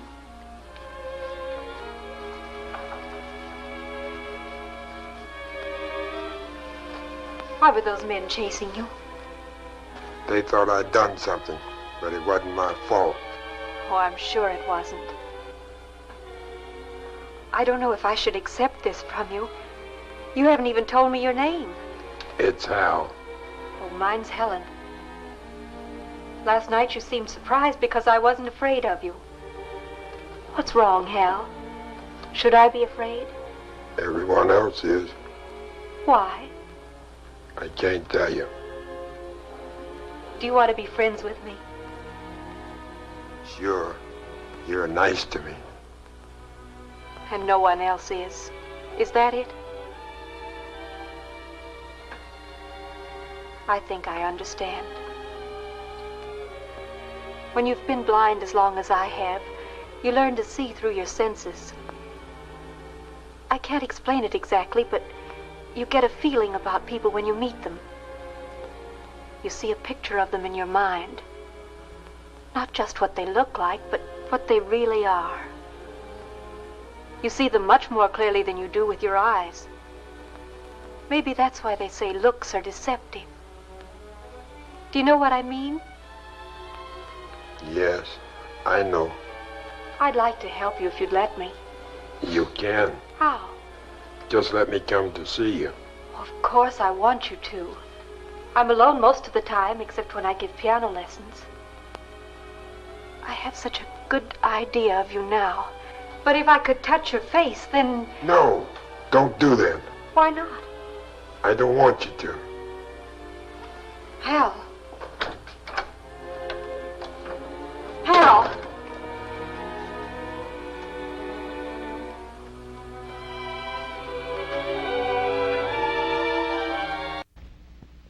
Greetings. We are here on the sales floor of Monster, or the killing floor.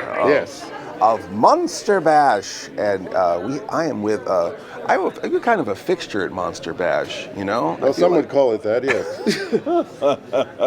How many Monster Bashes have you done, Dwight? I think I've done 5, and then COVID came along and that killed that for a while. So.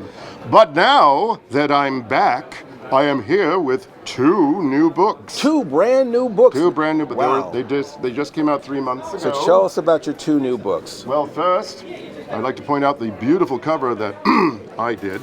Very nice. Called My Fetish is Watching You Die. My Fetish is Watching You Die by Dwight Kemper. Yes, indeed. And where is that available? Is that Amazon? Can they get it on Amazon? You can get it on Amazon. Excellent. Or you could come to Monster Bash and get a copy from me. Signed. Signed, yes. Now my other book, this takes place in the 1950s and features Betty Page and June King. Yeah, could you show a little bit more on the artwork on that? All right, I'll show the one that isn't going to get you in trouble. Oh, good. Yeah, the excellent artwork. And you said you did these with sort of gray brush pens? Yes, they're shades of gray India ink pens. Beautiful artwork. Yep. Beautiful artwork. This was also done with shades of gray India ink pen for the short story that I did for a short story compilation on Edward D. Wood Jr. Which I love. Yep. Second new book, sorry to interrupt. Sorry. Is called Murder at the Vampire Play. Murder at the Vampire Play. And it has a nice dedication to Jabe J. Scal, because when I originally did this, I did it as a Halloween murder mystery dinner theater show. And I was using his book, Hollywood Gothic, as a research material. Awesome. But I had questions. And I don't remember how I got his phone number. I think I probably got it off of the Monster Kid message board. But he actually answered the phone, and we were on the phone for 2 hours. Oh, awesome. And not only did he answer all my questions about this particular production of Dracula, because I have the program to this 1928 production that was done at the Hollis Street Theater, which no longer exists, and apparently neither too does the Hollis Street itself, because I looked for it on the map recently and it's just not there. But in fact, on the back of the book is a photograph of the Hollis Street Theater auditorium. I love all this sort of like historical and kind of investigative work that you do before you write your story. Well, yes, I try and do, like for instance, when I did Bela Lugosi and the House of Doom, the author of Abbott and Costello in Hollywood actually invited me to his house so that I could look at all of his research material. Wow. So I found out things like who was laid on the set and made it part of the show, how much the costumes cost. Apparently, there's one of the candles that's used in the moving candle gag is an electric prop because it talks about the candle and the battery pack. Okay, interesting. And I also found out that the entire castle set was built on 2 sound stages. They had to open the fire doors for it. So all the interior and exterior stuff, they just built this castle on these 2 sound stages. So they're not like separate sets or anything. It's just one continuous thing. So when you see them running up the stairs, they have the upstairs there. So and I needed to know which take is the one that's famous where Bela Lugosi is saying, "You should be careful, a person can get killed that way." And then this guy stalks behind him and spoils the take. And I had to find out what take that was. It was the first take. Wow, 1. interesting. Yeah. And Bela Lugosi was late on the set, so that was kind of their way to get back at him. Now you did a story with Ed Wood and Yes. all of his characters Yes. in Bela Lugosi. Yes. Now that would be the Vampire's Tomb Mystery, which I had to change the title of because a relative, which will remain nameless, asked me to change the name from Bela Lugosi to something else. So in this book, his name is Armand Tesla. Oh, Armand Tesla. We know about Armand Tesla, Yes, Return of the Vampire. Right, because he looks like Dracula. Yeah. Sounds like Dracula. Dresses like Dracula. Yes. But he's not Dracula. Not quite. He's got a spike in his heart instead of a stake. Yep. So in this one, he looks like Bela Lugosi. He has all the lines of Bela Lugosi, but his name is Armand Tesla. Yeah, very interesting. Yep. Yes. And the legal stuff's fun, isn't it? Yeah, well, at least he's Bela Lugosi in these 2 books. Yes. And so yes, I had to research the theater. If you buy the book, there is actually the floor plans. Oh, that's neat. To the theater, both the on front and also in the back. So when you're reading a chapter, you can actually look and see how it's all set up, and you can probably figure out where people are going and what they're doing and stuff. Very cool. Awesome.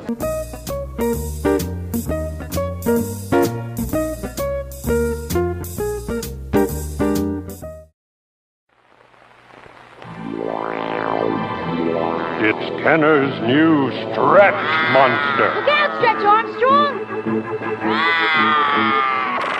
Stretch Monster, stop! Break loose!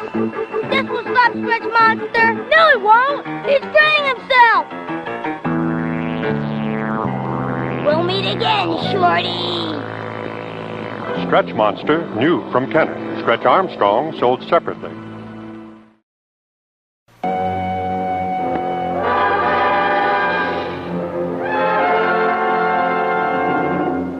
Count Dracula sleeps in this coffin, but rises every night at sunset. Chick is right. This is awful silly stuff.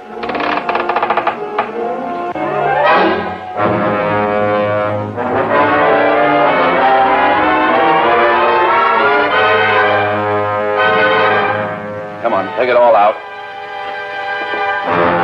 Wow! Look out, Chick! Cover it up! What's the matter? Cover it up! Wait a minute! The nation's top comics, Abbott and Costello. Petrified, but hilariously. Stop! Plus the dangerous and terrifying Wolfman, played by Lon Chaney.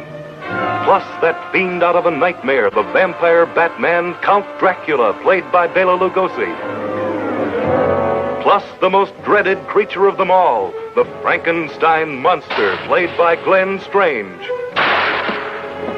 Plus a couple of luscious but designing females in the spookiest laugh fest on record.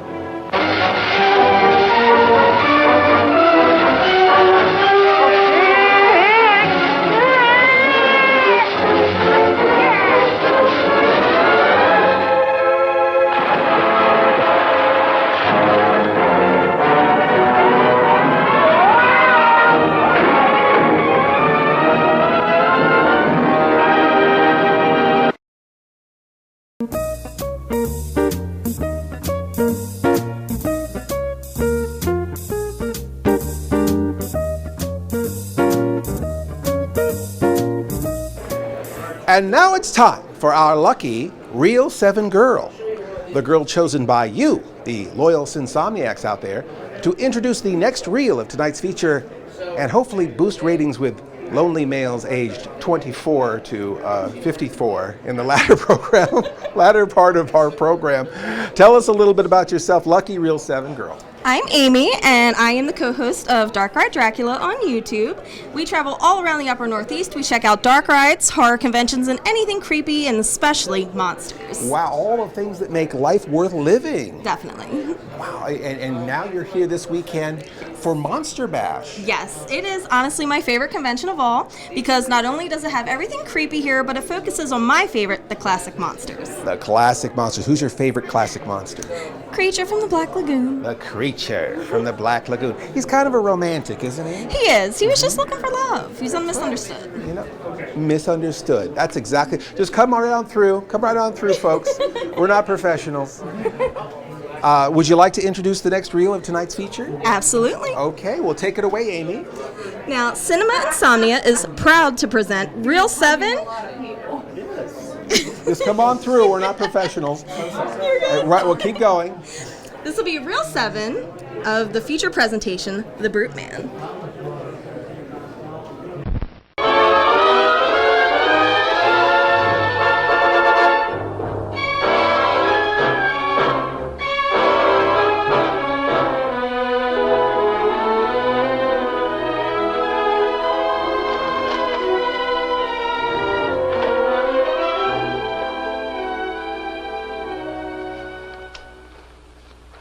Good morning, Commissioner. Good morning, Mr. Parkington.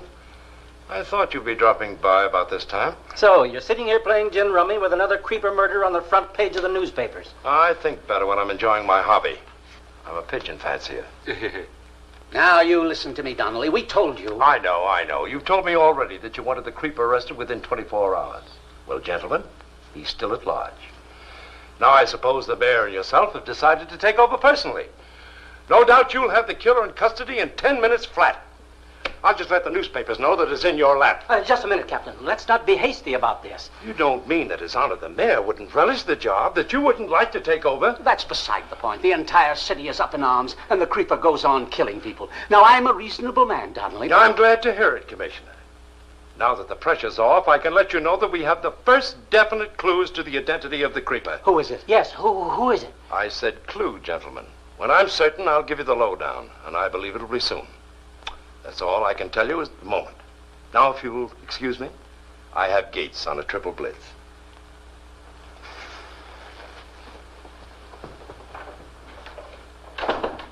Why didn't you let him know about the newspaper clippings? What? And have those publicity hounds filling the front pages with a lot of stuff that would scare the creeper right out of town?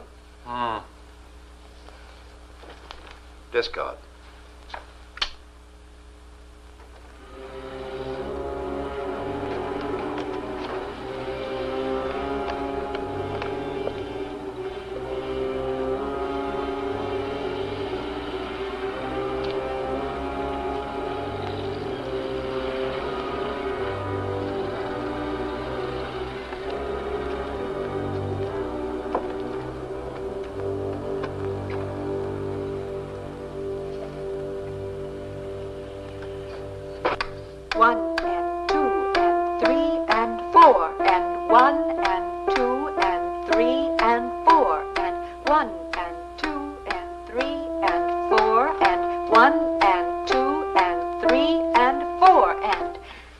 Fine, Dorothy. Just fine. She's coming along very nicely, Mrs. Obringer. You'll be playing the classics before you know it. I don't want to play that stuff. I want to play boogie woogie. Oh, you can play that too as a hobby. But first you must master the things that are solid. But boogie woogie is solid. It really sends me. Hush, dear. Put your music away. We're going home now. She gets that from her father. He plays hot trumpet in the fireman's band. Come along, dear. We'll see you next week at the same time. I'll see that she practices like you told her to, Miss Helen. I'll be right in the groove. Oh, Dorothy. Good night. Good night.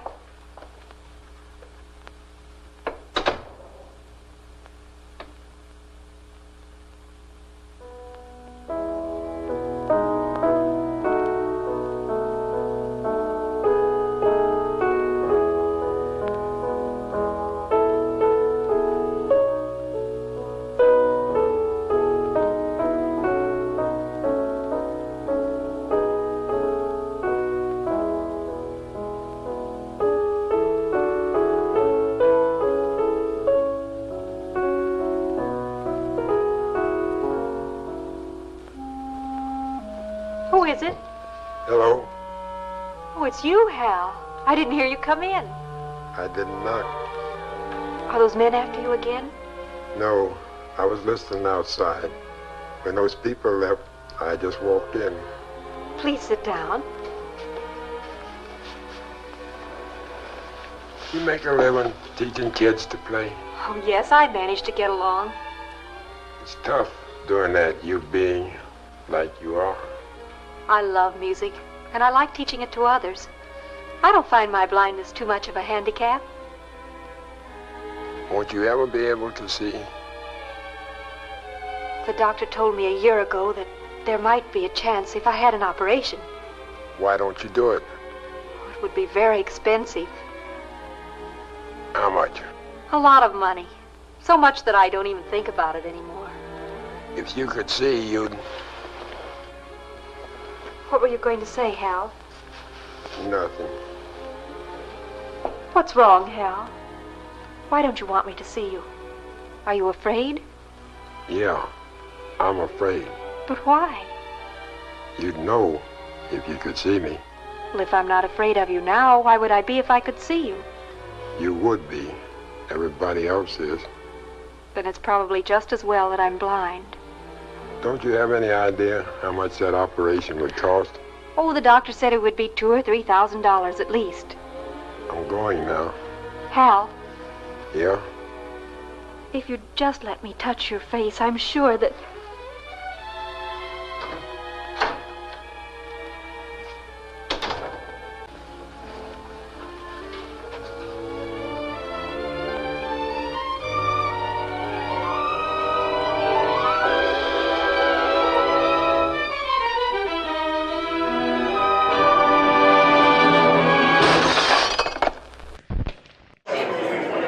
Is that Mr. Lobo? Hey, guy. Whoa. Hi, what's going on, guys? Mr. Lobo. Mr. Lobo. On the spot. Here you go. This is the on the spot question. On the spot? Okay. Who is your favorite 50s monster? Whoa. My favorite 50s. What a question to walk up on somebody and ask. That's not even fair. Yeah, I'm sorry. But I have to say, of all the monsters, and there's so many amazing 50s monsters. I mean, technically Godzilla's a 50s monster. Yeah, Godzilla. Right? The creature from the Black Lagoon is a 50s monster. You know? Eisenhower is a 50s monster. You know? So Robbie the Robot is a 50s monster. Sure. You know? That wasn't the question, though. The question was, who is your favorite 50s monster? I know. Well, it really could only be one. The very first color monster. Wow. Nice.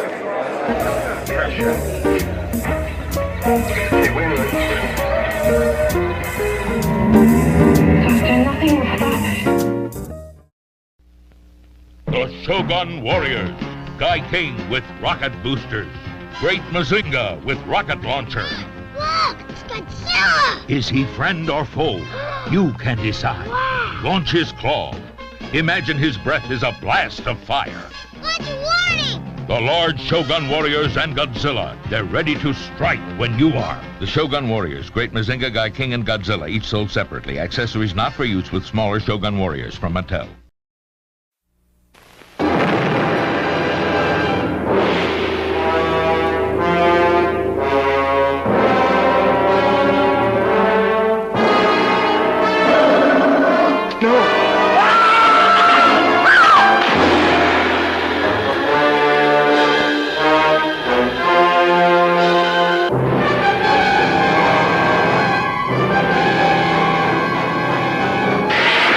Science couldn't explain it, but there it was, alive in the deep, deep waters of the Amazon. A throwback to a creature that had existed 100 million years ago, immensely strong and destructive.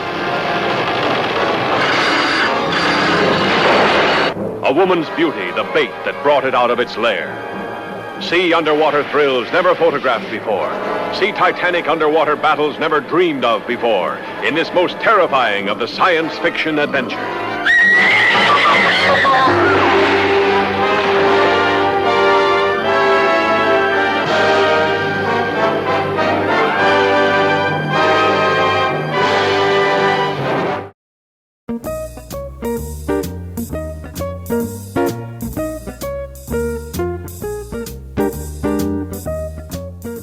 And now it's time for the Monster Bash edition of the Insomniac Mail Sack. Actual correspondence from actual Sinsomniacs just like you. And we're getting way at the bottom here of the mail sack. And this one is for Aaron. This is for Aaron, getting a lot of love lately. We had some trouble getting to Monster Bash. A little bit. Understatement. Yeah. Some serious trouble, so a lot of fans came through for Aaron and helped him out. We had some car trouble. I think the card explains it a little bit. The body is in pretty good shape, but there are some exhaust problems and gas issues. And then it says, and tires and brake line issues. And window. The window was from another time. Yeah. That was when we did Johnny X. Every time we take out Aaron's car, it explodes. Yeah, it's like $1,500 every time we use my car for an episode. So basically, Aaron's car is as passive-aggressive as Aaron. Well, and we almost got stuck in Pittsburgh. Remember, at first they didn't think they were going to have the parts, and they're like, you're going to have to stay in a hotel for a few days. Oh, God. But, you know, so we had 3 blown tires. Yeah. And then when the tire shredded, it cut the brake line. And then luckily, I just pulled over immediately. And then that was the day we were having those computer issues. Yes. There was this weird, it's not a virus, but some sort Microsoft of weird update. Yeah, it was some Microsoft security update that had a bug in it. It was like some third-party company. It wasn't even Microsoft, but Microsoft allows somebody else to make patches that goes out to all the computers. And so AAA couldn't talk to the tow truck guys. They had to use paper maps to come find us, and it took hours. Yeah, and then they took us to the wrong place, so they towed us somewhere that didn't have tires. Yeah. Unbelievable. Anyhow, it says something about this card remind me of you, and it has happy birthday scratched out. And then it says Aaron, safe travels, and it's from Make My Monkey, Paul Rudnicki. Thank you. And Paul, of course, $100 toward Aaron's car repair. That's so sweet. Thank you very much. And that's not all from Make My Monkey. Paul also sent, that's right, Sally. Oh, that's actually, there's one other thing. This is an external Blu-ray drive.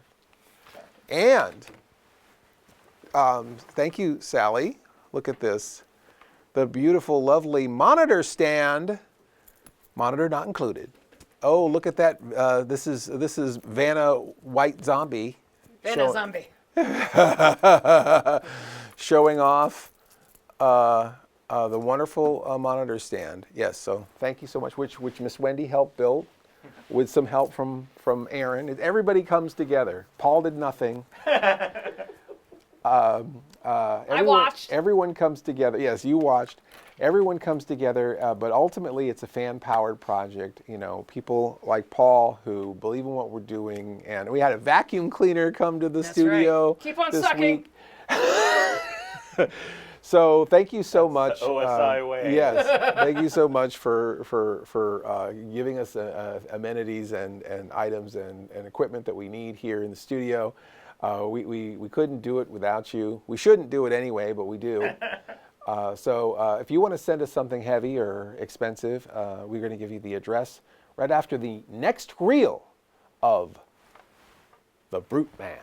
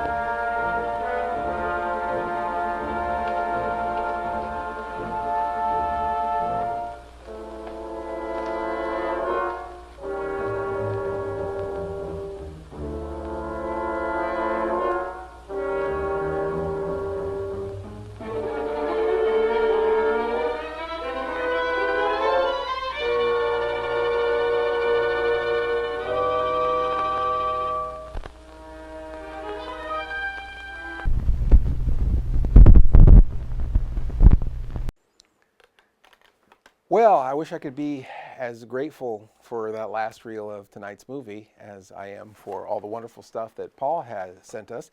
As promised, we're going to give you the address. Send your correspondence to Heavy, Expensive, or Cleverly Concealed Cash. Very important. Don't be a fool. Clever, hide that stuff. Send it to Mr. Lobo, care of OSI 74, Box 74, Atglen, Pennsylvania 19310. Cinema Insomnia. We'll be right back.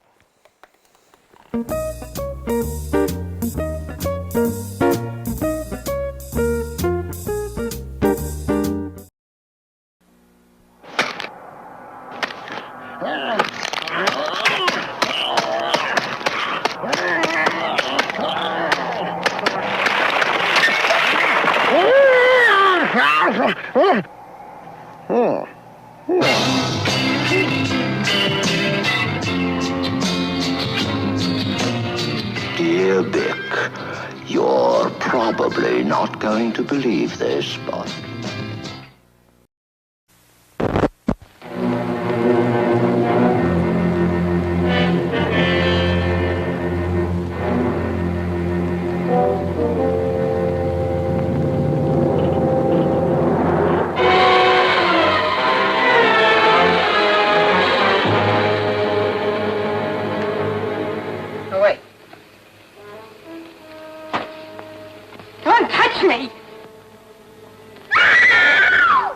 Couldn't have been murdered by the creeper. He's dead. So I read in the papers. But they didn't find his body when they dragged the river, did they? Look, little man, this may be your idea of a joke, but there's nothing funny about it to me. I regret very much that a beautiful girl like you must die.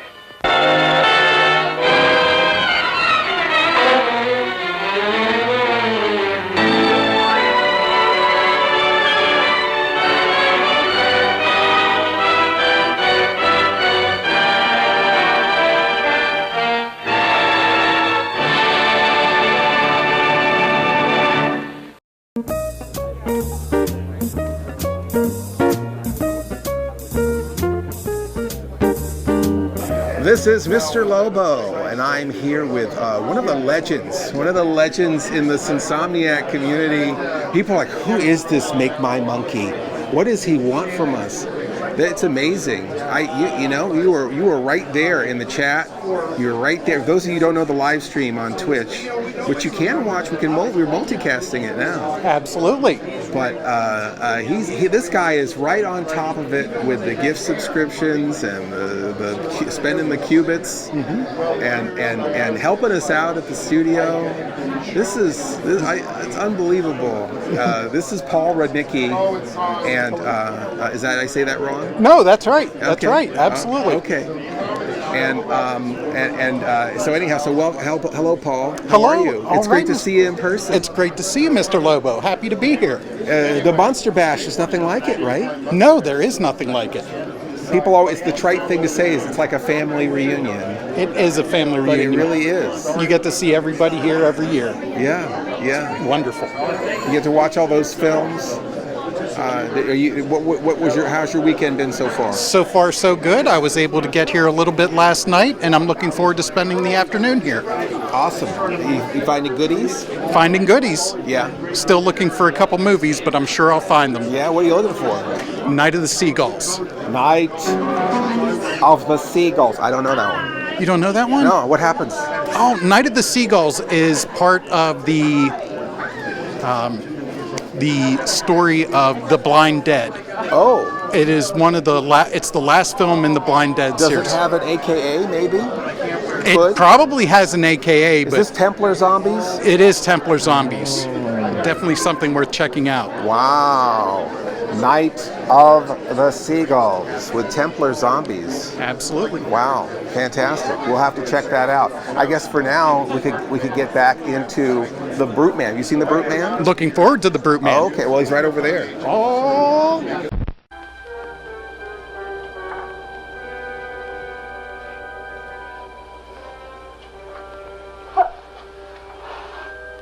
Hello, Virginia. Who are you? You don't remember me. No, You're not Hal. Yeah, I've changed a little since I last saw you, haven't I? Your face. It frightens you, doesn't it? I can't believe it.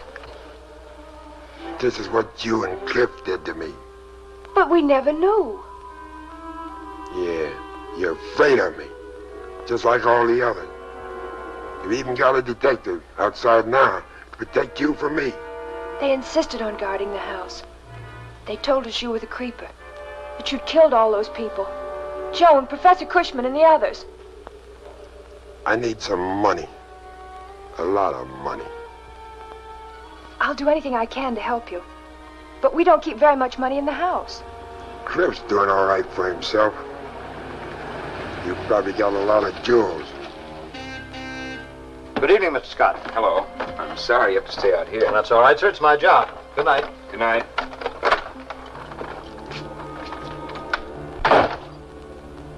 Keep quiet. Virginia? There's Cliff. Tell him to come on up. Go on. I'm up here, Cliff. Okay, dear.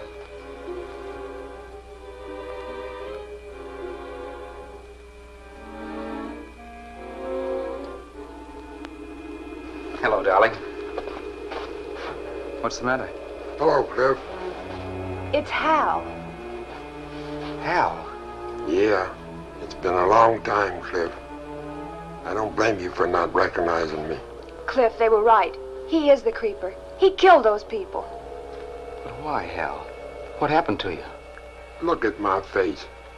Yes, but... That's what happened to me, thanks to you. Why did you come here? I need money. I told him we'd be glad to do anything we could to help him. Well, yes, of course. Get those jewels of mine in the wall safe. But... All right. They're in here.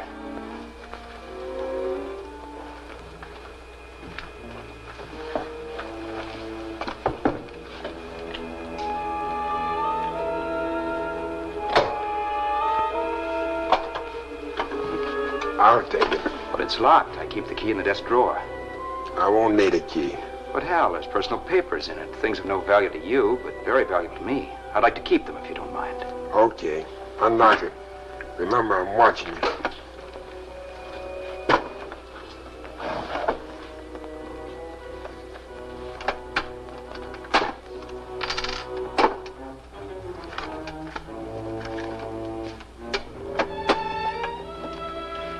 Here's the jewelry. Put up your hands. You! Go downstairs and let the detective in. I'm sorry, Hal, but I had to.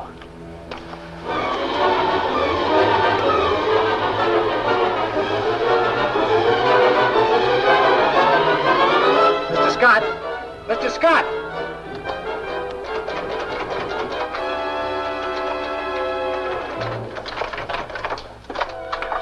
What's going on? I heard a shot. It's Hal Moffat. He's upstairs. My husband shot him.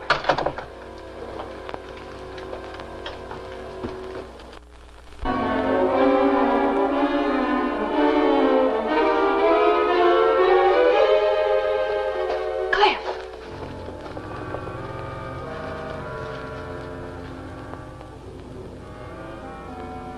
No.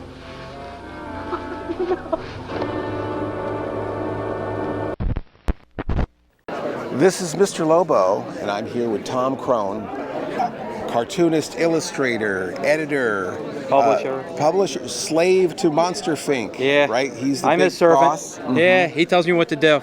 I just put out the magazine. Well, and it's a great magazine. I got a copy myself, which I legitimately bought with my own. Yes, he did. With my He own bought money. it himself. Wouldn't let me give it to him. And let's see here. Is this? Am I grabbing the right thing? Yes. The one with you in it is this one. Oh, really? There's one. Yeah, with the me? one with the moon monster on it. Oh. Everybody loves the moon monster. The Moon Monster. It was one of those mail-away things. Yeah, it was a mail-away thing that you thought you were going to get something really good, and you didn't. What a shock. That never happens. For $1, what did you expect? Yeah, and the Moon Monster was just on paper, right? Yeah, it was 2 posters that you had to tape together, and it said bonus was 3 extra masks, monster masks. You know what they were? What? They were photos of the masks. Wow. Yeah, you got 3 photos of masks. Fantastic. 3 photos of masks Yeah. and 2 pieces of paper you had to Yeah, tape they together. had to tape together. To make and a a monster. generic Monster Club card. So let me look at, let's see here. Oh, I guess you did an article about Mr. Lobo in here, right? Yes, I did. I think you're... The one I was excited about was the Mighty Men and Monster Maker Oh, article. yeah. We all grew up with that. If you grew up in the 70s, you had the Mighty Men and Monster Maker set. Yeah. Here, wait, hold on. I can find them. All right, you Yeah. know this better than I do. I'll do this part and you do that part. Really wonderful book. I think you passed it. Nope. There they are. Oh, that's Come the on. Mighty Men and Monster Maker. You grew up in Yeah. the 70s, you had this. Mm-hmm. And you spent hours rubbing a little crayon Yes. on these little sheets, these little plastic things, to make your own monster. Our She's superhero. got all those fashionable traits, and they call her fashion plates. Oh. It's basically fashion plates for boys. Yeah. Back in the day when we split that. Yeah. Let's see. Oh, Look at this handsome individual who graces the pages. Boy, you just don't get tired of that face. Yeah. So you've done a few horror hosts, right? Yes. I've done every issue with a different horror host. That's great. Not necessarily modern. Going back to the first issue was Sinister Seymour, and then we've gone a little bit more modern. Sammy Terry. Awesome. Yourself. Yes. I'm trying to think who else. I'm drawing a blank now. I haven't gotten around to Svengoolie yet. So Sammy Terry, is that who you grew up with, or who was the one you? Who was the guy you the grew one up I with? grew up with, Morgus the Magnificent. Oh, Morgus. Yeah, he was on WPIX on Saturday afternoon. He was amazing. The old Ice House, right? Yeah. Chopsley, is that his? Yeah, Chopsley was his assistant. Sidekick. Yeah. We never see him, right? We never see Chopsley. No, I think it did see Chopsley. Oh yeah. Because he had Chopsley and he had the computer that would always undermine him. Okay. So he'd do these experiments while the movie was playing, and things would just go wrong, and we always blamed it on Chopsley. It was Chopsley's fault. Yeah. Never his. And that was George Norrie's horror host. You know, when I do Coast to Coast AM. Yeah. He always wants to talk about Morgus. Yeah, and who's been on the show a lot. And then TNT, which was Turner Network Television, they had Grandpa. They had did. Al Lewis for a brief period. Super Scary Saturday. Yes. And he had an amazing dungeon set. Yeah. Well, it looked like he was in the lab from the Munsters. He looked like he was downstairs. It was incredible. And then he would show these Godzilla movies and stuff. That's my weakness. Yeah. Since I was 5. There's a lot of love in this magazine. What made you decide to do a magazine? My wife's uncle, which was my best friend, he wanted to do a magazine. He did a magazine about toys. Didn't go so well. Yeah. So I said, he told me, I want you to do a magazine, don't stop, do it. Oh. So he passed away, and I didn't do it for a while, and then I said, you know what? I'm not getting any younger, let's do this. So I said, what do I got to lose? So I did the magazine. So we've been going for, this will be, November will be a year. Wow, how many issues? So far, 5. Wow. 6 is going to be the Halloween double-size issue because there's a lot to do for Halloween. That's amazing. You know, we tried to do a horror host magazine. We did 1 issue. Yeah.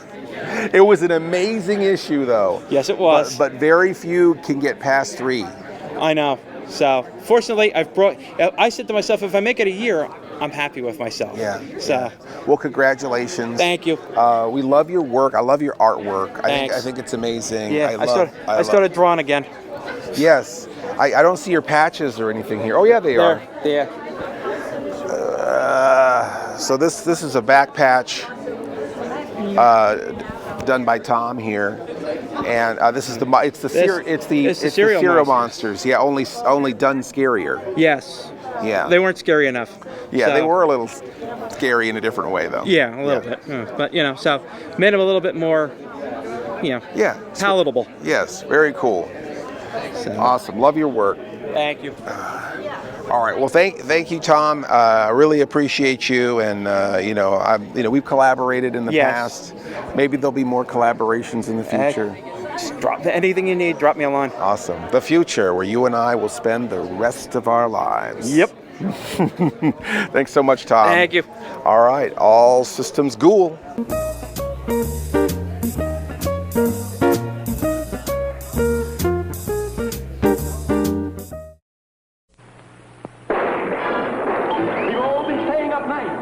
With this Mighty Men and Monster Maker kit. Your children can combine different chests, legs, and heads. Yes. They can color in scales, hair, or alligator skin. Very nice. They can make hundreds of monsters and heroes. Personally, I prefer the monsters.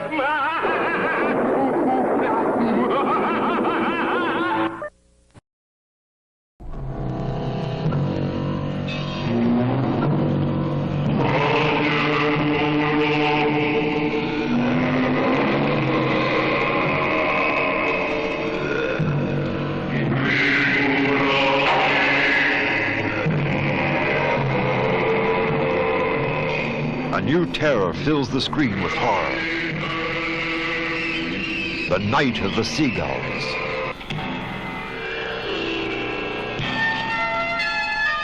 Mystery surrounds the horsemen from the ancient past.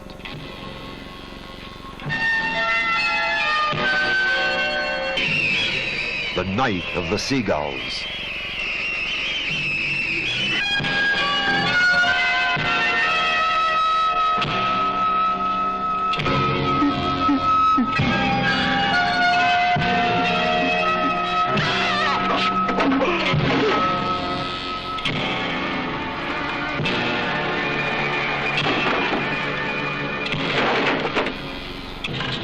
Nothing could stand up against the cruelty and the fanaticism of the Dead Horseman.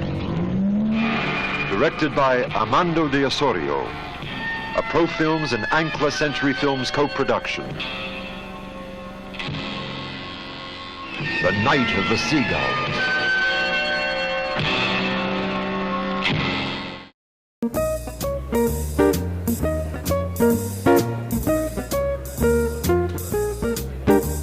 This is Mr. Lobo, and I'm here with two of my favorite people on the whole planet, Rob and Phyllis Floyd, and usually we see them down in Virginia for Monster Fest and, of course, the Rocky Horror shows at the Narrow Theater.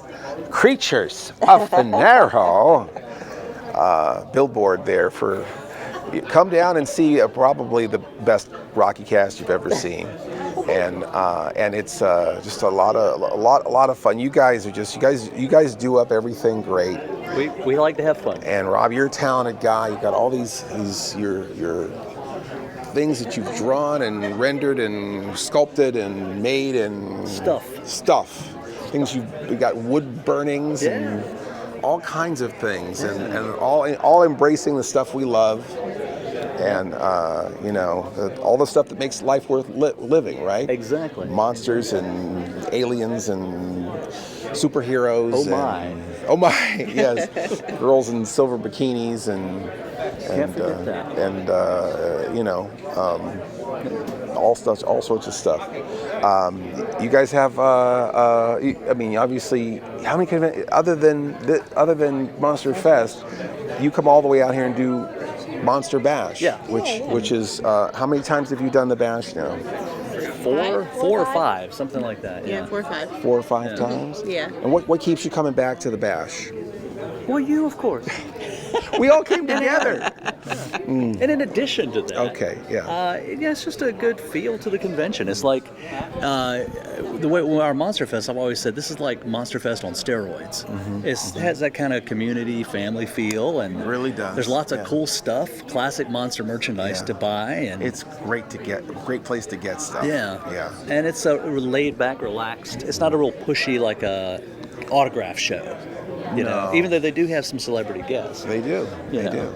But it's not like one of those big, huge conventions where you're like, get in, get out type of thing. Yeah, no, it's definitely, it's a friendly show. It's a nice show. Everyone's cool, and you get to just meet just a lot of awesome people and eat a lot of food, because that's what we've been doing all weekend. Yeah, too much food all weekend. A lot of good food. Yeah, Rob's character. So tell me a little bit about Monster Fest, because we're here at Monster Bash, but I mean Monster Fest is your show, first week of October. Yeah, Monster Fest, first week of October. First Saturday in October. Too many F's.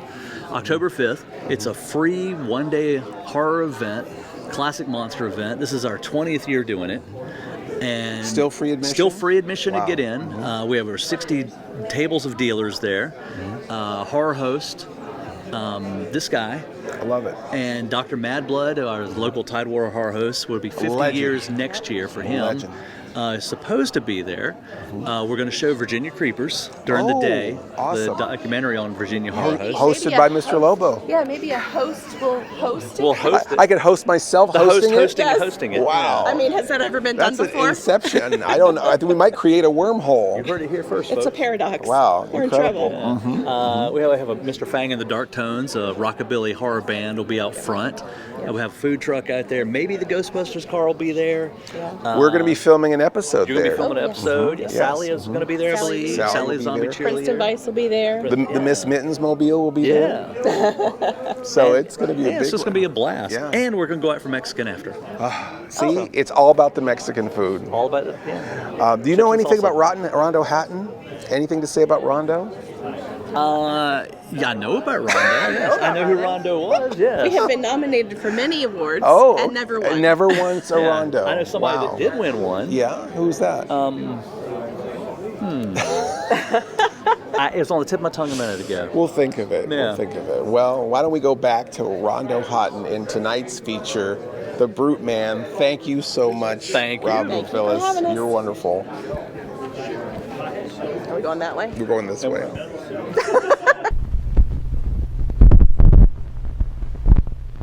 Cars 41 and 53, District 5, proceed at once to 500 block, Cottage Grove Avenue. Investigate a 341. Proceed with caution. This job is by the creeper.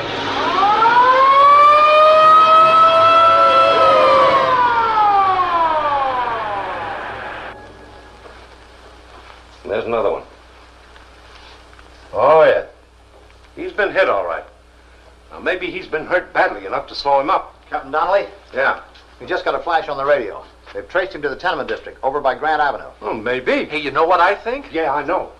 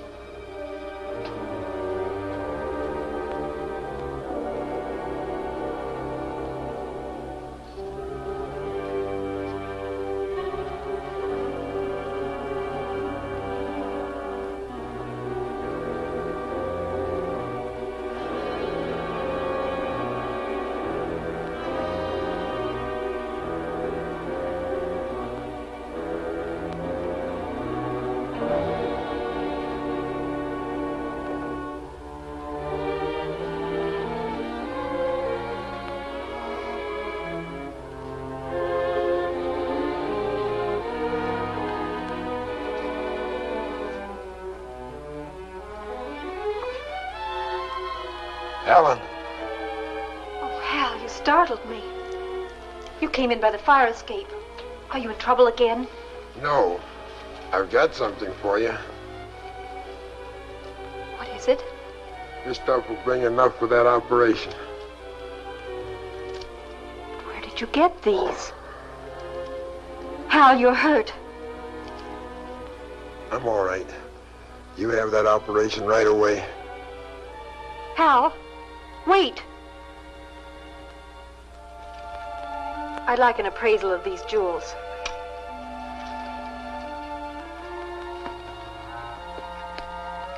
Yes, ma'am. It'll take a few minutes. Would you care to wait? Yes, I'll wait.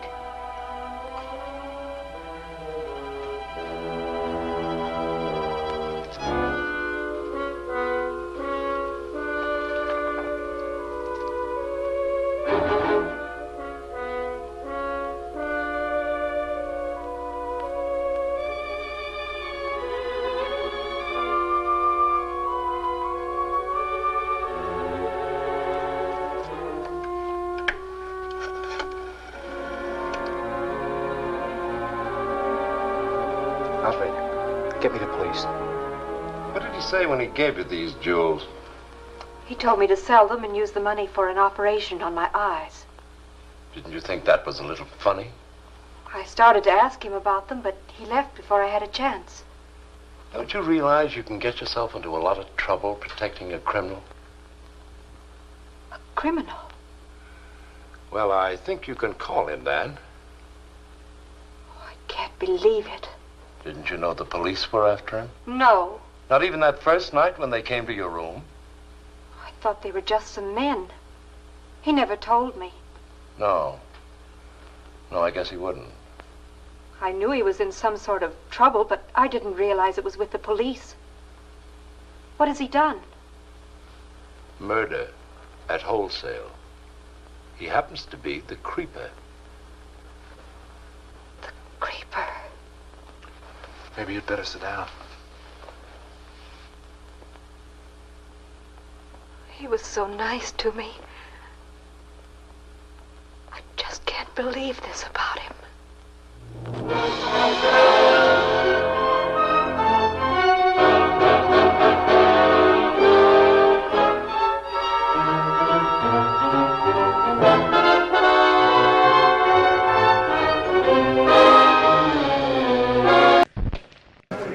This is Mr. Lobo, and I'm here at Monster Bash with a young, aspiring filmmaker, Saul. Hi, Saul. Hi. How are you doing? I'm doing great. Yeah, you're doing great. Who's your favorite monster? That's hard to say, but I'd probably say the creature from the Black Lagoon. Creature's popular today. A lot of people say. Why do you think the creature from the Black Lagoon is so popular with people? Well, because it's Universal's monster. You know, with Universal, they're usually they're like other monsters, like, you know, Frankenstein and Dracula. Those are from books. Yeah. Wolfman and the Mummy or folklore. The creature is just a fresh idea. Yeah, right. And I think that's why they made so much merchandise So the creature was made to be a movie star, whereas the others are adaptations. Yeah, pretty much. That makes sense. Hi, Dina. How are you? Hey, hello. Hi. Dina. Dina. You got a pin there? Hello. Hi. Hi. Hi. Good to see you. Are you having fun today? Yeah? Are you here with your family? Yeah? Yeah. Are you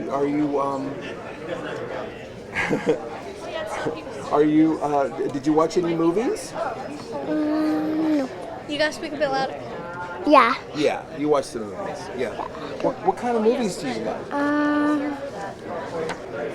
I like Godzilla. You like Godzilla. What do you like about Godzilla?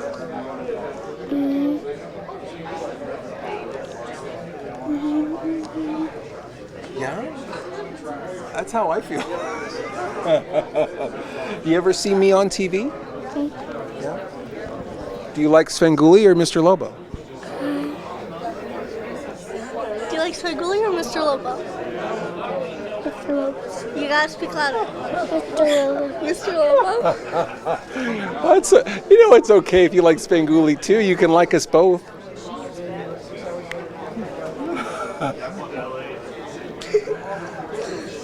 I think that's a very pretty dress. Did your mom get that for you? Where did you get the button from?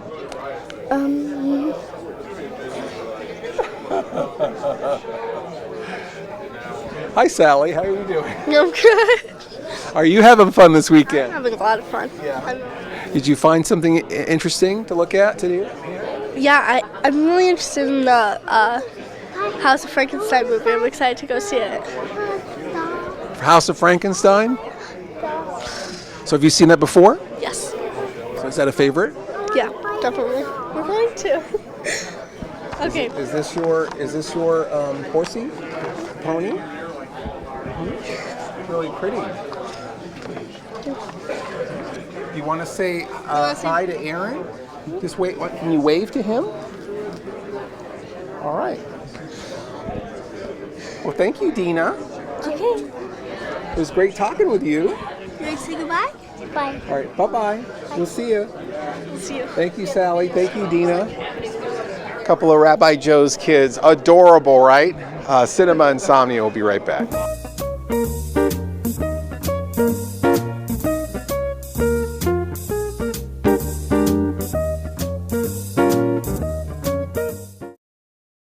It's the battle of the mini-monsters. Introducing Frankenstein, Phantom of the Opera, Dracula, and Creature from the Black Lagoon. The monsters with glow-in-the-dark features. Frankenstein is in a foul temper. Dracula flies in, fangs bared. Creature surfaces, dripping with rage. Phantom shows his fiendish face. I can't look. Is he ugly? The monster battle rages on. It's a howl. The monsters with glow-in-the-dark features, each sold separately from Remco.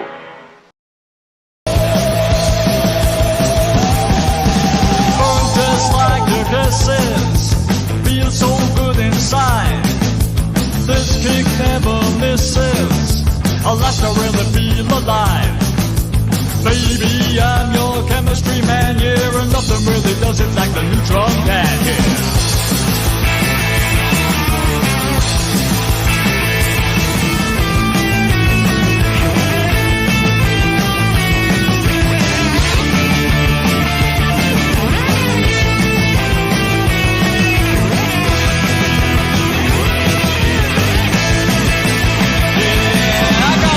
Case of power, crazy big time ego. I'm a child of the A-bomb, sad libido. Wandering in the desert, got caught in the blast. I grew to 50 feet, that's all I like, a chick from the past. Follow the rule, I'm gonna conquer this earth. The world you should have been there to see the mutant birth. I got the radiation blues and a nuclear tan, but they call me amazing colossal man. They call me amazing colossal man. I said they call me amazing colossal man. They call me amazing colossal man. They call me amazing colossal man. They call me amazing colossal man. Yeah, everybody, come on, everybody, I said they call me amazing colossal man. This is not going to be slickly produced, is it? If it's going to be slickly produced, I don't want anything to do with it.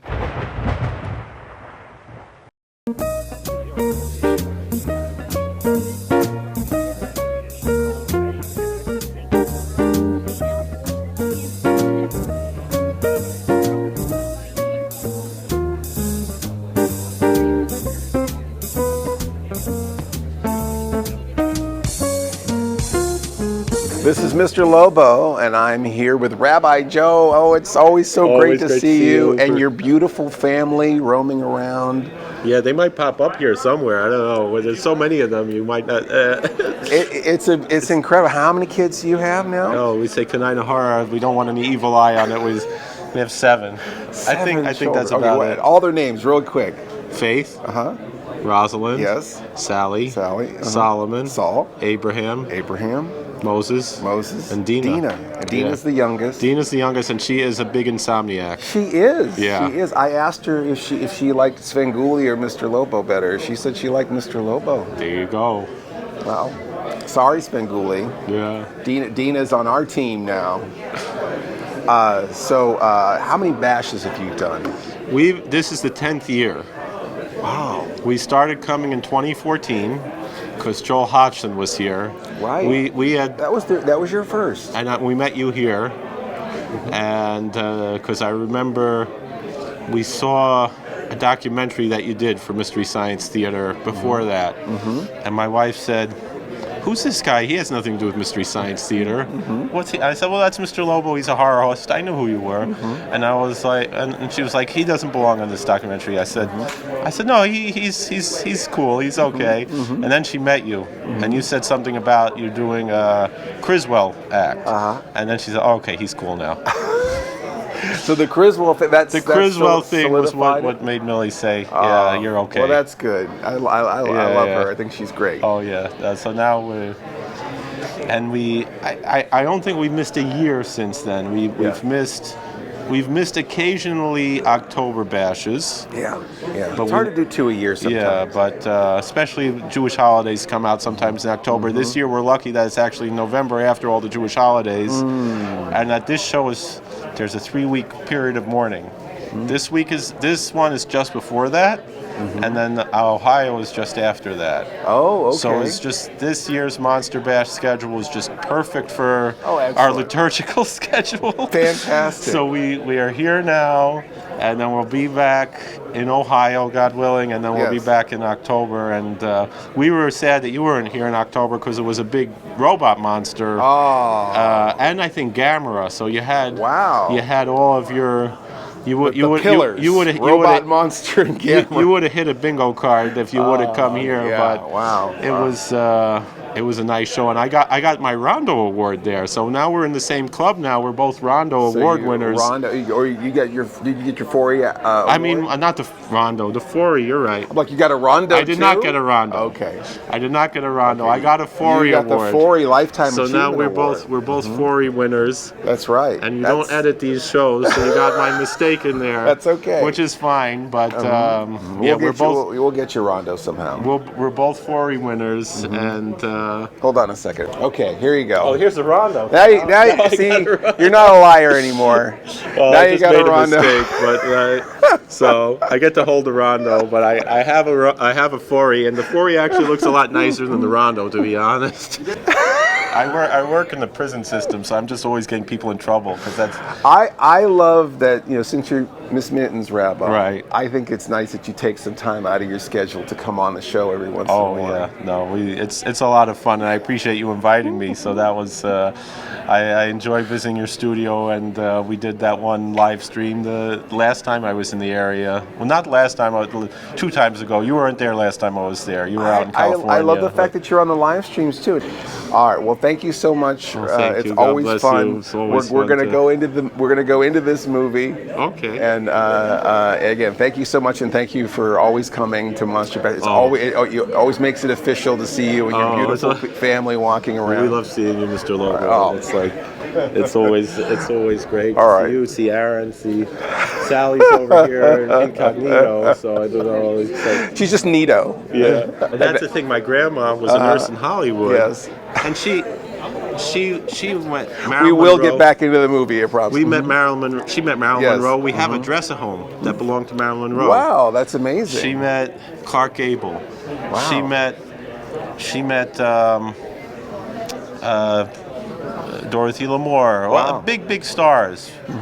But Ray Crash Corrigan, when I heard that as a monster kid, I was like, you met Ray Crash Corrigan? That to me was much bigger than I didn't know. I didn't care much about Marilyn Monroe or Clark Gable, but I cared about Ray Crash Corrigan. And do you have one of his dresses? Right, one of his gorilla suits, or the Terror from Beyond Space. That was probably around the time. Yes. That was his last film, and that was probably around the time that he was in the hospital there. So I don't know. All right. Well, thank you, Rabbi Joe. Right, thank you. And now back to the Brute Man. Which way to turn that way? This way. Extra, blind girl confesses friendship with creeper killer. Read all about it. Blind girl confesses. Extra, read all about it. Blind girl tells all about the creeper. Extra, get your late edition here. Blind girl tells all. Yes. Blind girl tells all, read all about it. Get your paper here, get your late edition. Blind girl tells all, read all about it. Blind girl tells all.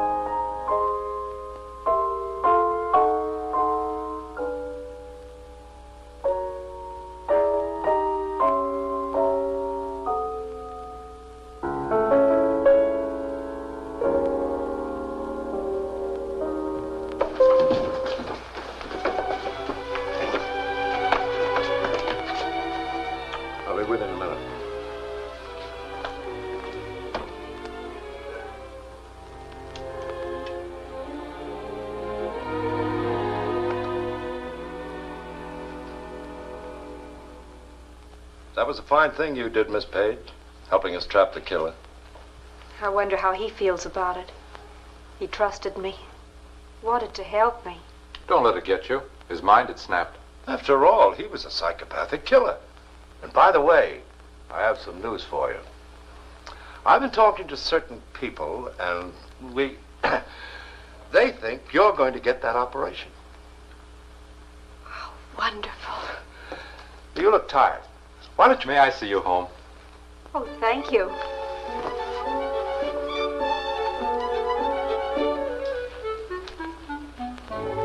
Well, there goes my pigeon.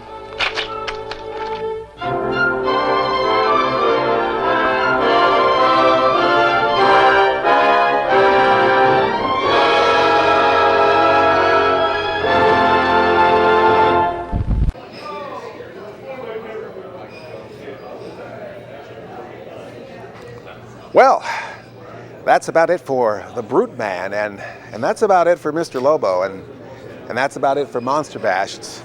It's starting to clear out, you know, so it's that time of the convention. Thank you for watching Cinema Insomnia.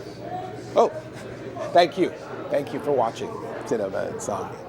Oh, thank you for watching Cinema Insomnia. Thank you for watching Cinema Insomnia. Thank you. Thanks for watching. Thank you for watching Cinema Insomnia. Thanks for watching. Thanks for watching Cinema Insomnia.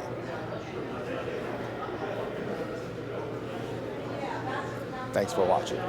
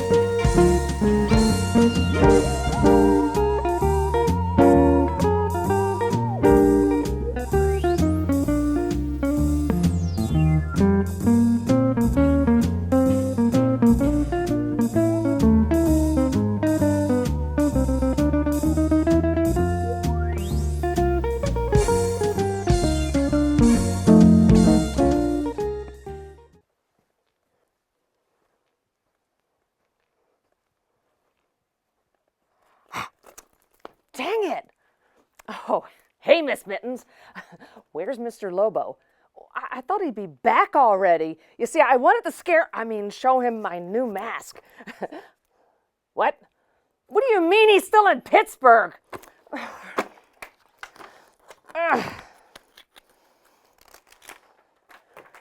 Well, there goes my pigeon.